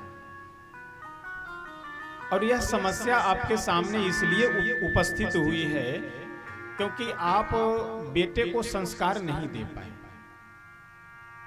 यानी धर्म के प्रति जो लगाव, जो झुकाव बचपन में देना चाहिए, वह आप संस्कार अपने धुंधकारी पुत्र को नहीं दे पाए, जिसके कारण आज बेटे के कारण आपको रोना पड़ रहा है। इस प्रसंग से हम लोगों को क्या सीखनी चाहिए? आप सब कई बार यह कथा सुने होंगे, एक बार नहीं, दो बार नहीं, सैकड़ों बार, लेकिन इस प्रसंग से हमें सीखना क्या चाहिए? गोकर्ण जी धर्मात्मा पुत्र हैं। गोकर्ण जी भी एक दृष्टि से देखा जाए तो आत्मदेव जी के ही पुत्र हैं, और धुंधकारी भी आत्मदेव जी का ही पुत्र है। लेकिन गोकर्ण जी के सामने आत्मदेव जी प्रसन्न होकर के बैठे हुए हैं और अपने जीवन का मार्गदर्शन प्राप्त करने के लिए, और धुंधकारी के कारण आत्मदेव जी रो रहे हैं। यह विचारणीय विषय है। यदि पुत्र धर्मात्मा है, पुत्र भगवान का भक्त है, तो उस पुत्र के कारण आपको जीवन भर प्रसन्नता रहेगी, और पुत्र यदि अधर्मी है, धार्मिक नहीं है, उस पुत्र के कारण जीवन भर आपको रोना पड़ेगा। ये आज के समाज में, संसार में हम लोगों को नोट कर लेना चाहिए। धर्म के प्रति लगाव, धर्म के प्रति झुकाव, धर्म क्या है हमारे, किस तरह से पूजा पाठ करनी चाहिए, किस तरह अपने जीवन, इन सब चीजों से हमें मतलब ही नहीं रहता है। सबसे बड़ी विडंबना तो यह है कि जो बड़े बुजुर्ग हैं उन्हें 10 मिनट यह समय नहीं है कि बैठ करके रामचरितमानस पढ़ ले। आप अन्य धर्म के जो लोग होते हैं उनके घर में जाकर के देखेंगे तो प्रतिदिन आपको आश्चर्य होगा। मैं सुनाऊंगा तो मैं जगह का नाम नहीं बताऊंगा, यदि जानना हो तो आप अकेले आइएगा, मैं बता दूंगा। एक जगह पे मैं गया था, वहां पता चला कि सुबह सुबह एक सज्जन जाते हुए दिखाई पड़े, और वह सज्जन थे मौलवी साहब, और जिस जगह पे वो जा रहे थे वहां पे उन लोगों की एंट्री का कोई मतलब नहीं था, क्योंकि वो सब सरकारी व्यवस्थाएं थी, और चेहरे से भी देखने में नहीं लग रहे थे कि कोई वो किसी विशिष्ट पद पे होंगे। बाद में पता यह चला कि आसपास में कुछ ऐसे अधिकारी वर्ग हैं कि जो उस समाज से हैं, तो वो अपने बच्चे को अपने धर्म के विषय में जानकारी देने के लिए, कुरान आदि पढ़ाने के लिए अपने समाज के जो विशिष्ट होते हैं उनके अध्यापक मौलवी उनको बुलाते थे प्रतिदिन। और वह व्यक्ति अपने घर में बुला रहा है जो 2-2, 2.5 लाख रुपए महीना पा रहा है, बड़े अधिकारी पद पे है, लेकिन फिर भी अपने धर्म का ज्ञान देने के लिए अपने धर्म गुरु को बुला रहा है। लेकिन हमारे समाज की विडंबना ये है कि जितने लोगों का उम्र बढ़ने लगता है उसमें 70% लोग तो जो है वो दारू पी करके कहीं अपने पड़े होंगे, या कहीं खड़े होंगे, या कहीं या तो पड़े होंगे नहीं तो खड़े होंगे, यही दो में मिलेंगे। कहीं न धर्म से मतलब, न पूजा पाठ से मतलब, न संस्कार से मतलब। अजीब स्थिति है हमारे समाज की। अगर कहा जाए, सुनाया जाए तो मन विचलित होने लगता है, और न सुनाया जाए फिर भी नहीं बनता है। इसलिए मैं निवेदन यही करूंगा कि 10 मिनट बैठे कथा सुन लिए, और आज शायद कौन कमरे में बोल रहे थे, हमें नाम नहीं मालूम है, कि इस यज्ञ में भी कई लोग दारू शराब पी करके आ जाते हैं। अब समस्या कि कैसे कहा जाए, अब घर से जुड़े हुए हैं, पटीदार हैं, फला, अगर कुछ कह दो तो बुरा लग जाएगा उनको। यानी आज समस्या यह है कि आप चोर को ये मत कहिए कि तुम चोर हो, चोर को आप कहिए कि आप राजा हरिश्चंद्र हैं, आप तो बहुत ही ईमानदार, बहुत ही आप गुणवान हैं, तो अच्छी बात है। ये मत कहिए कि तुम चोर हो, विडंबना यह है समाज की। तो इसलिए कम से कम मनुष्य जीवन मिला हुआ है, तो मनुष्य की तरह हम लोगों को जीना चाहिए। अगर सनातन धर्म में जन्म मिला है तो ये समझ लीजिए कि सनातन धर्म में जन्म लेना ही एक विशेष भगवान की कृपा है। तो अगर सनातन धर्म में जन्म मिला है तो कुछ न कुछ तो संस्कार होना चाहिए धर्म का। और संस्कार कब होगा? जब हम अपने धर्म ग्रंथों का पालन करेंगे, जब हम अपने धर्म ग्रंथों का थोड़ा स्वाध्याय पठन पाठन करेंगे, तभी जीवन में संस्कार हो सकता है। तो मैं निवेदन यही करूंगा कि केवल 10 मिनट सुन करके चले जाने से लाभ नहीं है। आप अपने घर परिवार में श्री रामचरितमानस, श्रीमद् भगवत गीता या श्रीमद् भागवत महापुराण जो भी ग्रंथ हो आप रखिए, और 10 मिनट स्वयं भी पढ़िए और बच्चों को भी बैठा करके पढ़ाइए। तो इससे आपके परिवार में बहुत ही आनंद और लगाव, एक दूसरे में प्रेम भाव, आपसी भाईचारा संबंध बना हुआ रहे। श्री गोकर्ण जी अपने पिता आत्मदेव जी से कहते हैं कि पिताश्री, आप जो घर छोड़ने का विचार बना रहे हैं, तो घर छोड़ने से पहले घर में जो आपका मन लगा हुआ है, इस मन को छोड़ दीजिए। क्योंकि जब तक घर से आपका मन नहीं हटेगा, तब तक आप भगवान के चरणों में अपने मन को लगा ही नहीं सकते। देहे स्थिमां सरुधिरे भीमतिं त्यजत्वं, जाया सुतादिषु सदा ममतां विमुञ्च, पश्यानिशं जगदिदं क्षणभङ्गनिष्ठं, वैराग्यरागरसिको भवभक्तिनिष्ठः, वैराग्यरागरसिको भवभक्तिनिष्ठः। गोकर्ण जी बोले कि पिताजी, इस संसार में जो आपका मन लगा हुआ है, तो अपने मन को संसार से हटा करके भगवान के चरणों में लगाइए। शरीर से भगवान की सेवा कीजिए, मन से भगवान का चिंतन कीजिए, मुख से भगवान का नाम संकीर्तन कीजिए, हाथ से प्रभु की सेवा कीजिए, और नेत्रों से प्रभु का दर्शन कीजिए, और श्रीमद् भागवत महापुराण के दशमस्य पाठ, दशम स्कंध का पाठ कीजिए। इसी से आपका कल्याण हो जाएगा, इसी से आपको भगवान की प्राप्ति हो जाएगी। गोकर्ण जी के उपदेश से आत्मदेव जी वन में जा करके प्रभु का चिंतन मनन करते हुए अपने पांच भौतिक शरीर का परित्याग करते हैं। आत्मदेव जी के जाने के बाद धुंधकारी एक दिन अपनी माँ धुंधली को भी बहुत पीटा और बोला कि पिताजी धन देकर तुम्हें ही गए होंगे, कहाँ धन है लाओ। धुंधली अपने बेटे से प्रताड़ित होकर दुखी होकर के एक कुएं में गई, जाकर के कूदकर अपना प्राण परित्याग कर देती है, आत्महत्या कर लेती है। देखिए, आत्मदेव जी का भगवान से लगाव था, संत महापुरुषों से प्रेम था, इसलिए दुख की घड़ी में आत्मदेव जी संभल गए। लेकिन वही धुंधली को न संतों से प्रेम न भगवान से प्रेम, जिसका परिणाम एक धुंधली आत्महत्या कर ली। इसीलिए मैं एक निवेदन करता हूं कि यदि हम भगवान को मान रहे हैं तो सबसे बड़ा लाभ हमें आपको इसी जीवन में दिखाई पड़ेगा। जैसे जीवन में कई ऐसी समस्याएं आती है, कई बार जीवन में ऐसी विपत्ति आती है कि जितने भी आपके सगे संबंधी रिश्तेदार नातेदार वे सभी आपका साथ छोड़ देते हैं। होता है कई बार ऐसा, जब जीवन में कठिन परिस्थितियां आती हैं तो आपके जीवन में यदि ऐसी विपत्ति आ जाए, बहुत भयंकर विपत्ति, कि जिस विपत्ति में आपके सभी हित मित्र रिश्तेदार नातेदार सब साथ छोड़ दे, कोई आपसे बात न करना चाहे, कोई मोबाइल उठाना न चाहे, उस समय आप क्या करेंगे? यदि भगवान से प्रेम है तो अपने मन में यह विश्वास प्रकट करेंगे कि चलो भले ही संसार के लोग मेरे साथ नहीं है, लेकिन भगवान तो हमारे साथ है। लेकिन भगवान को यदि आप नहीं मान रहे हैं तो या तो सल्फास की गोली लाकर खाकर सो जाएंगे, या तो कहीं पंखे से लटक जाएंगे, या तो कहीं पुल पे चढ़ करके कहीं नदी में छलांग लगाएंगे, यही करेंगे। इसके अलावा आपके पास उपाय क्या है? तो इसलिए संतों में, गुरुजनों में श्रद्धा रखने से, भगवान में प्रेम रखने से सबसे बड़ा लाभ हमें आपको इसी जीवन में मिलेगा कि कभी आत्महत्या जैसी भयंकर पाप करने की स्थिति नहीं आएगी। धुंधली भी आत्महत्या करके मर जाती है। धुंधकारी अपने घर में बहुत सी वेश्याओं को ला करके रख लिया।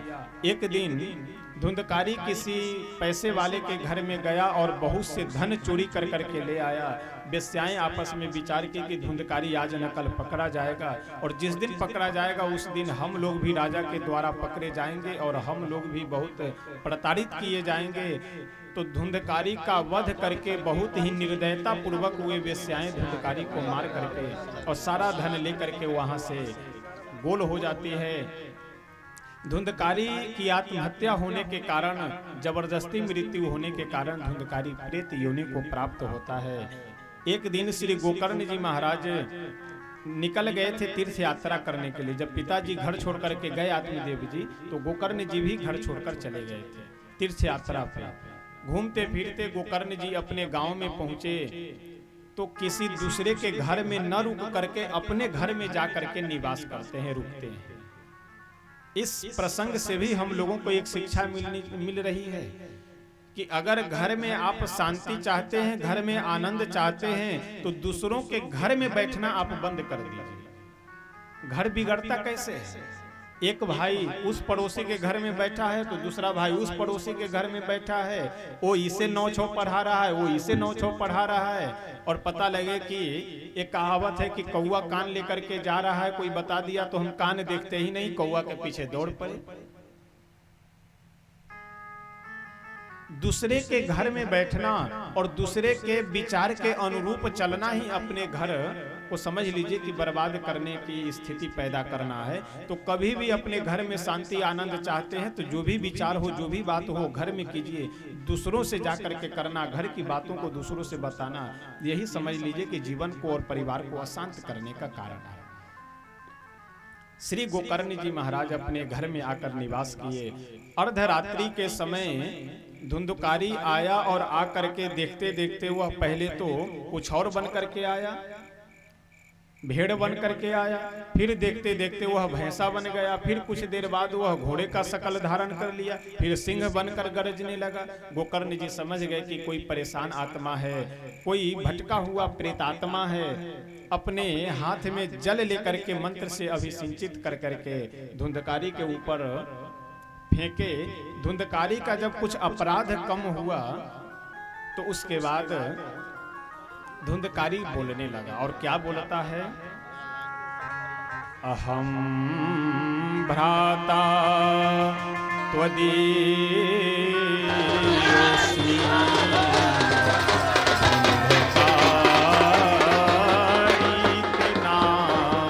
नामतः स्वकीयेनैव दोषेण ब्रह्मत्वं नासितं मया। धुंधकारी बोला कि हे गोकर्ण, मैं आपका बड़ा भाई धुंधकारी हूँ और अपने किए हुए अपराध के कारण मैं प्रेत योनि को प्राप्त हो गया हूँ। इसलिए आपसे निवेदन यही है कि मेरे इस प्रेत योनि को आप समाप्त करें। गोकर्ण जी महाराज प्रातः काल की बेला में जग करके पहले तो यह बोले कि आपकी मृत्यु की समाचार, आपकी मृत्यु की खबर जब हमने सुना तो जाकर के गया जी में आपका श्राद्ध कर दिया, फिर भी आप प्रेत योनि से मुक्त नहीं हुए। धुंधकारी बोला कि महाराज एक बार नहीं, 2 बार नहीं, 100 बार भी यदि मेरा आप पिंडदान करें फिर भी मैं प्रेत योनि से मुक्त नहीं हो सकता, आप कुछ और उपाय कीजिए। गोकर्ण जी महाराज प्रातः काल जग करके भगवान सूर्य की गति को अवरोध कर करके सूर्य भगवान से पूछे कि मैं अपने भाई के कल्याण के लिए कौन सा साधन करूं। सूर्य भगवान बोले कि श्रीमद् भागवत की कथा सुनाओ। श्रीमद् भागवत कथा ज्ञान यज्ञ का गोकर्ण जी आयोजन करते हैं। गांव के सभी विशिष्ट आसपास के वैष्णव भक्त जन सभी उपस्थित हुए। धुंधकारी भी वहीं पास में पड़े हुए एक 7 गांठ की बांस में प्रवेश कर गया और एक एक दिन की जैसे जैसे कथा व्यतीत होती गई उसी तरह से उस बांस की एक एक गांठ फटती गई। और जब अंतिम दिन 7वें दिन की कथा समाप्त हुई तो 7वें गांठ को फाड़ करके और उससे धुंधकारी दिव्य स्वरूप में प्रकट हुए। उसे देख करके गोकर्ण जी तो एक बार आश्चर्यचकित हुए कि ये कौन है। जब पूछे कि आप कौन हैं, धुंधकारी बोले कि हम आपके भाई हैं। आपके कथा सुनाने के प्रभाव से श्रीमद् भागवत महापुराण के आशीर्वाद स्वरूप हमारा प्रेत योनि समाप्त हो गया। इतने में भगवान के पार्षद धुंधकारी को लेने के लिए आ गए। भगवान के पार्षद से गोकर्ण जी पूछे कि महाराज, जब हमारे सभी श्रोता एक साथ बैठ करके कथा सुने हैं तो फिर विमान एक के लिए ही क्यों आया। भगवान के पार्षद बोले कि गोकर्ण जी, ये जितने भी आपके श्रोता हैं यहाँ तो ये कथा सुनते थे, लेकिन यहाँ से जाने के बाद कथा से कोई मतलब नहीं रह जाता था। लेकिन धुंधकारी सदैव अपने मन को भगवान के कथा में लगा करके सुनना, चिंतन मनन करना, तो इसलिए इन श्रोताओं के सुनने में भेद है, इसीलिए विमान नहीं आ पाया है। बाकी भगवान की कृपा में कोई भेद नहीं है। बाद में पुनः गोकर्ण जी एक बार आयोजन करते हैं और सभी श्रोता बड़े ही दत्तचित्त होकर तन्मय होकर के कथा श्रवण किए। उसके बाद सभी श्रोताओं के लिए विमान आता है और श्री गोकर्ण जी के लिए भगवान श्री कृष्ण स्वयं विमान लेकर के पधारते हैं और सबको मोक्ष की प्राप्ति होती है।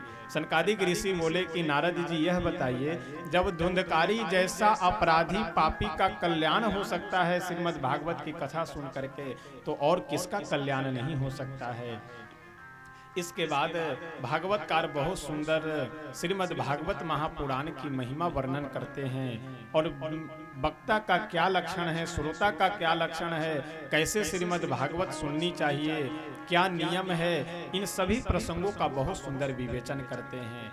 पहले तो कहते हैं कि वैसे हो सके तो फलाहार करके कथा सुननी चाहिए, और यदि फलाहार से भी शरीर न चल सके तो एक टाइम भोजन और एक समय फलाहार करना चाहिए। यदि एक समय भी फलाहार से दिक्कत हो तो दोनों टाइम भोजन करना चाहिए। चाहे जैसे भी हो भगवान की कथा सुनी जाए।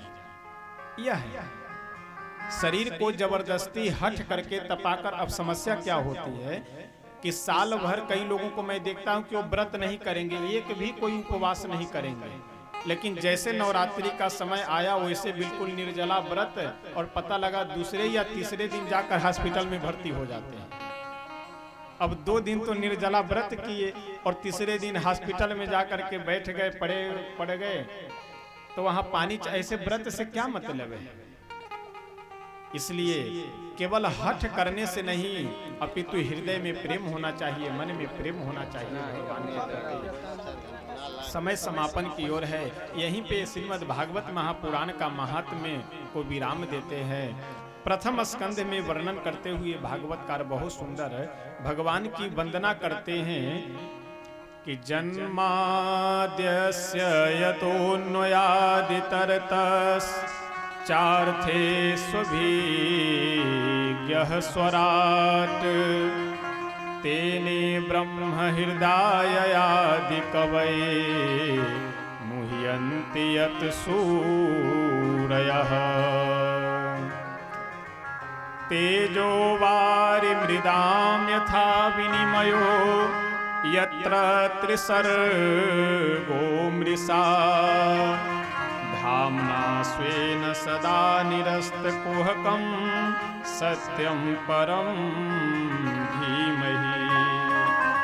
श्रीमद् भागवतकार किन्हीं भगवान का नाम न लेते हुए सत्यम परम धीमहि कह करके वंदना करते हैं कि जन्माद्यस्य यतोऽन्वयादि तरतस्, जिनके रहने से इस संसार की सत्ता रहती है, जिनके न रहने से संसार की सत्ता नहीं रहती है। इस सृष्टि का जन्म जिनके कारण हुआ है और इस सृष्टि से पहले जो थे, सृष्टि के बीच में भी जो है, सृष्टि के बाद भी जो रहेंगे, ऐसे सत्य स्वरूप मैं भगवान की वंदना करता हूँ। उसके बाद श्रीमद् भागवत की महिमा बताते हैं कि इस श्रीमद् भागवत की क्या महिमा है। यह सब वर्णन हम सब विस्तार से कल श्रवण करेंगे। और कल कुछ प्रसंगों को संक्षिप्त और कुछ प्रसंगों को हम लोग विस्तृत, क्योंकि यह महात्म प्रकरण था, तो महात्म का वर्णन, महात्म की चर्चा थोड़े विस्तार से करने की आवश्यकता थी, इसलिए हम लोग आज यहीं पे रुके हैं। कल कुछ प्रसंगों को संक्षिप्त और कुछ प्रसंगों को विस्तार से कर करके हम लोग आगे बढ़ेंगे।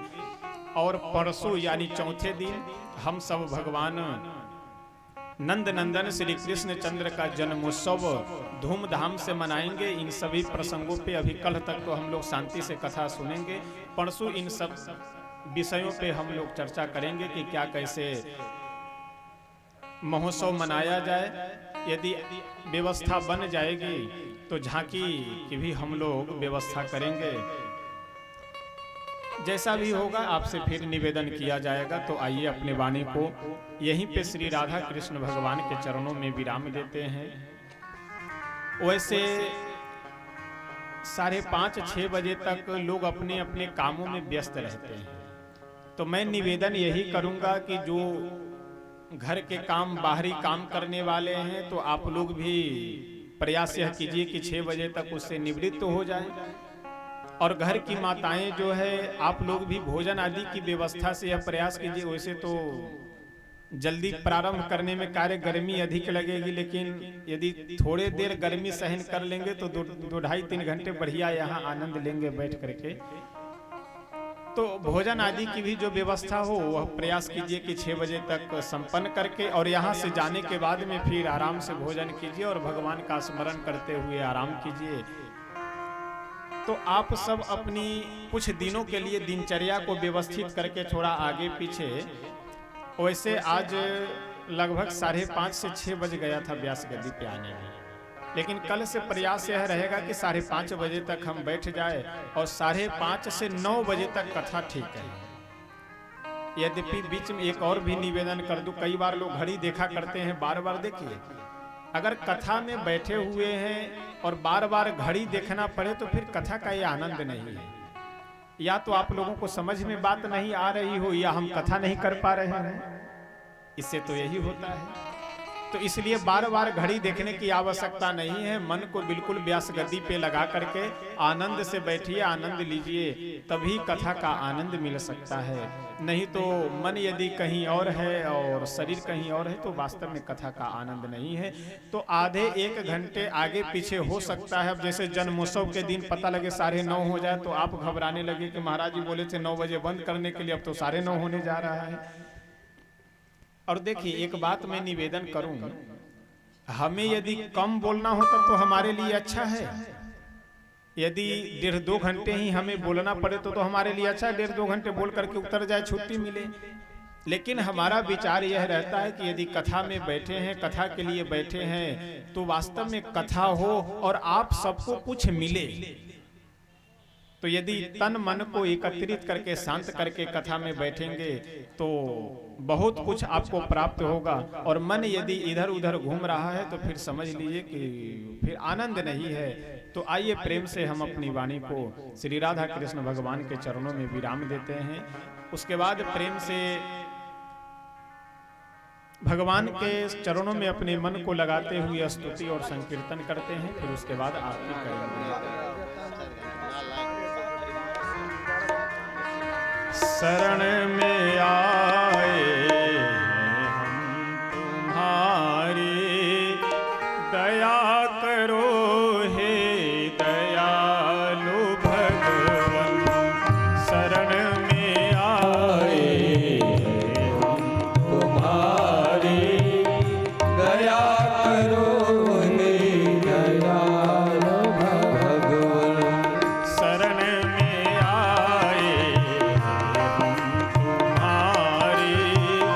दया करो हे दयालु भगवन।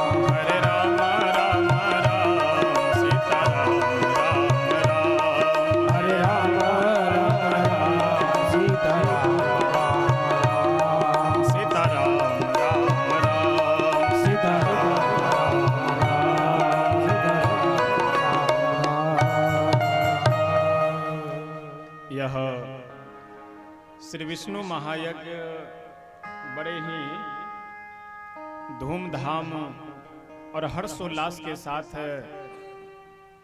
एक एक दिन कर करके समय व्यतीत होता जा रहा है। इस यज्ञ में एक बात मैं विशेष मुख्य रूप से निवेदन करना चाहूंगा कि यदि आप किसी तरह की बाधा पहुंचाने की यदि कुचेष्टा कर रहे हैं कोई भी व्यक्ति, और यह निवेदन मैं इसलिए करना चाह रहा हूं कि आज मुझे सुनने को यह बात मिली है कि कई ऐसे नासमझ लोग हैं कि जो शराब आदि का उपयोग करके इस यज्ञ के परिक्षेत्र में आकर के बैठ रहे हैं या जहां तहां घूम रहे हैं। तो एक बात मैं व्यास गद्दी से बिल्कुल स्पष्ट रूप से बता देना चाहता हूं कि किसी तरह से यदि मांस मछली आदि का उपयोग करके आप यज्ञ के परिक्षेत्र में अगर घूमते हैं, विशेष करके मंडप के पास या कथा पंडाल आदि में अगर कोई घटना घटती है तो इसके जिम्मेदार आप खुद होंगे, क्योंकि यह यज्ञ श्रद्धा भाव विश्वास समर्पण भक्ति के साथ में यह यज्ञ चल रहा है। पूजा पाठ आदि भी सब विधि विधान से सारी व्यवस्थाएं हो रही है।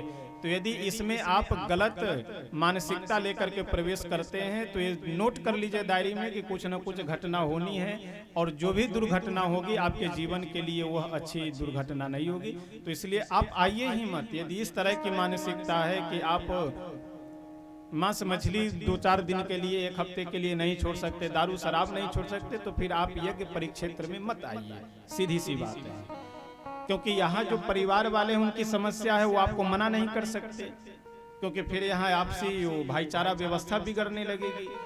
लेकिन हमसे न किसी से हमको न रिश्तेदारी जोड़नी है और ना ही किन्हीं से हमारी दुश्मनी है। तो इसलिए सबसे प्रेम है भगवान के नाते, और यदि आपका प्रेम हमसे नहीं है, भगवान से नहीं, तो हमारी आपसे दुश्मनी है। तो इसलिए मैं हाथ जोड़ करके निवेदन यही करूंगा कि यज्ञ सात्विकता पूर्वक संपन्न हो रहा है, आध्यात्मिक वातावरण यहाँ बना हुआ है। तो इसमें आकर के अपने जीवन, अरे कुछ दिनों के लिए तो कम से कम ये गधे और सुअर की योनि से निकल करके आदमी बन जाएं। आदमी बनने के लिए यह यज्ञ किया जा रहा है, बाकी सुअर और गधा और ये सब बन करके तो जीवन भर समय व्यतीत करना है।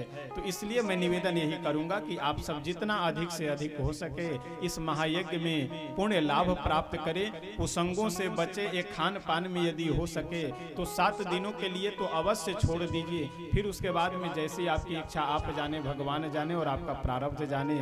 लेकिन मैं निवेदन तो यह करूंगा कि 7 दिन क्या, यदि हो सके तो जीवन भर ग्रहण नहीं करना चाहिए। इस संसार में खाने पीने के लिए भगवान हमारे पास इतना बढ़िया बढ़िया अन्न दिए हुए हैं, पीने के लिए इतने सुंदर दुग्ध, फल का जूस, रस, ये सब दिए हुए हैं, फिर भी गंदे संदे चीजों को हम अपने शरीर के अंदर डालते हैं। कितनी यह घिन और गलत बात है, क्योंकि मनुष्य शरीर मिला हुआ है तो हम लोग मनुष्य की तरह से जिए। और आश्चर्य होता है कि तमाम लोग सही जगह पे पहुंच करके भी ये नशा आदि से मुक्त नहीं हो पाते हैं। नशा तो चाहे तंबाकू का भी हो, चाहे जो कुछ भी हो, सब बुराई है, सब में कमी है। और आश्चर्य की बात है कि जिस तंबाकू को कोई गधा को अगर खिला दीजिए तो वह गधा भी नहीं खाता है। वह तंबाकू अगर आदमी बड़े प्रसन्न मन होकर के खा रहा है तो इसका मतलब गधे से भी गया गुजरा है। तो चाहे तंबाकू हो या कोई भी नशा हो, कोई भी नशा हमारे मनुष्य जीवन के लिए, स्वास्थ्य के लिए अनुकूल नहीं है। तो विशेष मैं निवेदन यही करूंगा कि यह श्री महायज्ञ का सुअवसर हम सबके सामने उपस्थित है, इसका अधिक से अधिक हम सब लाभ लें। यह श्री महायज्ञ बहुत ही अथक प्रयास करके हमारे श्री अंबिका सिंह जी, इसको हम सबके सामने जो दृश्य दिखाई दे रहा है उसके मुख्य संयोजक व्यवस्थापक आप हैं। आपके तीनों सुपुत्र, एक तो जो सबसे बड़े हैं वकील साहब श्री रविंद्रनाथ सिंह जी, उनके बाद कविंद्रनाथ सिंह जी, और दूसरे नंबर पे श्री रविंद्रनाथ सिंह जी। देखिए नाम भी कितना बढ़िया। वैसे नाम की चर्चा मैं जब भगवान का नामकरण होगा वहां विशेष करूंगा, लेकिन नाम ऐसा होना चाहिए जिसका कुछ अर्थ हो। आजकल तमाम लोग ये टिंटू पिंटू टिंकू क्या क्या नाम रखते जिसका ना कोई मतलब ना कोई अर्थ ना बोलने में सही। तो इन सब नामों से बचना चाहिए। सबसे छोटे हमारे श्री वंश बहादुर सिंह जी और परिवार के अन्य भी जो सदस्य हैं, श्री कालिका सिंह जी, श्री विजय सिंह जी आदि आदि, अब सब लोगों का नाम मैं अंतिम दिन व्यास गद्दी से लूंगा। लेकिन जो भी परिवार के सदस्य इस यज्ञ में सम्मिलित हैं, उन सब के अथक प्रयास सेवा भाव से यह श्री महायज्ञ अपनी संपन्नता की ओर अग्रसर है। इसी वाणी के साथ आइए हम सब प्रेम से भगवान के चरणों में अपने मन को लगाकर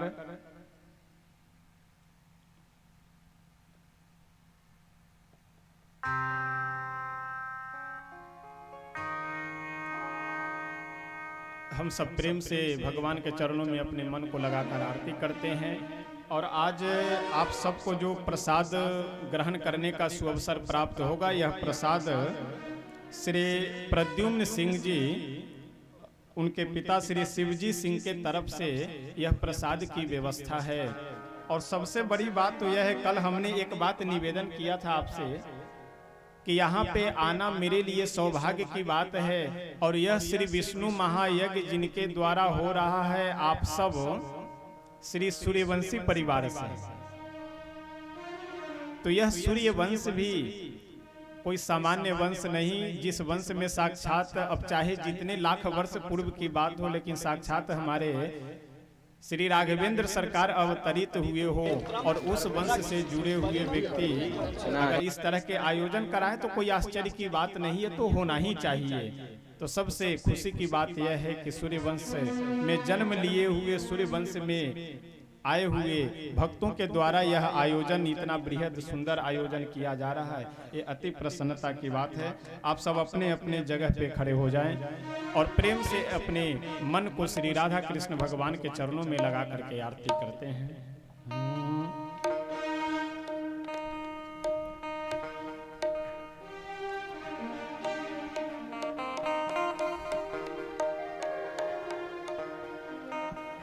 हरि ओम हरि ओम हरि ओम हरि ओम ज्वालामालिन्ये नमः। जले ज्वाला थले ज्वाला ज्वाला पर्वतमस्तके त्रैलोक्यव्यापिनी ज्वाला ज्वाला देवी नमोस्तुते ज्वालामालिन्ये नमः। सभी भक्त आगे आ जाएं, आगे आकर के प्रेम से सामने से आरती करेंगे। आरती करने वाले सभी भक्त आप सामने से आरती करते रहेंगे। हरि ओम ओम चंद्रमा मनसो जात चक्षुः सूर्यो आजायत श्रोत्रात् वायुश्च प्राणश्च मुखात् अग्निराजायत।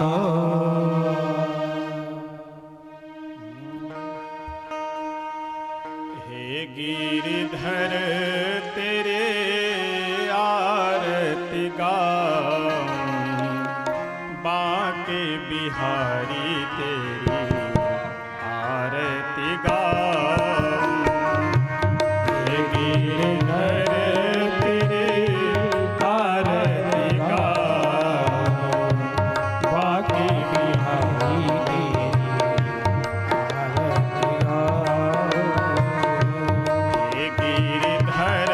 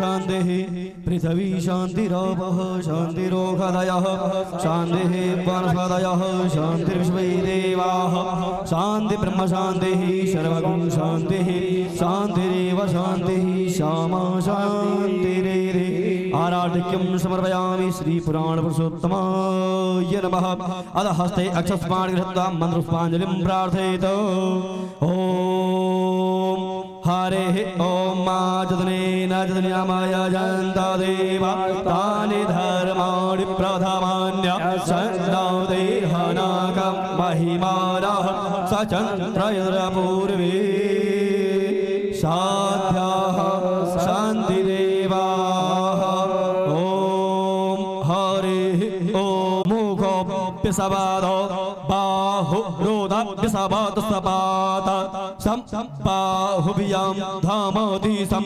पात्रैर्द्याव भूमि जनयं देव एकः हरिः ॐ एकदन्ताय विद्महे वक्रतुण्डाय धीमहि तन्नो दन्तिः प्रचोदयात् हरिः ॐ शुभगायन्यै च विद्महे काममालिन्यै च धीमहि तन्नो गौरिः प्रचोदयात् हरिः ॐ नारायणाय विद्महे वासुदेवाय च धीमहि तन्नो विष्णुः प्रचोदयात् सेवन्ति काव्यकुलचम्पकपाटलाब्जै पौर्णाकजातिकरवीररसालपुष्पै बेल्वप्रभालतुलसीदलमाञ्जरीः त्वां पूजयामि जगदीश्वर मे प्रसीद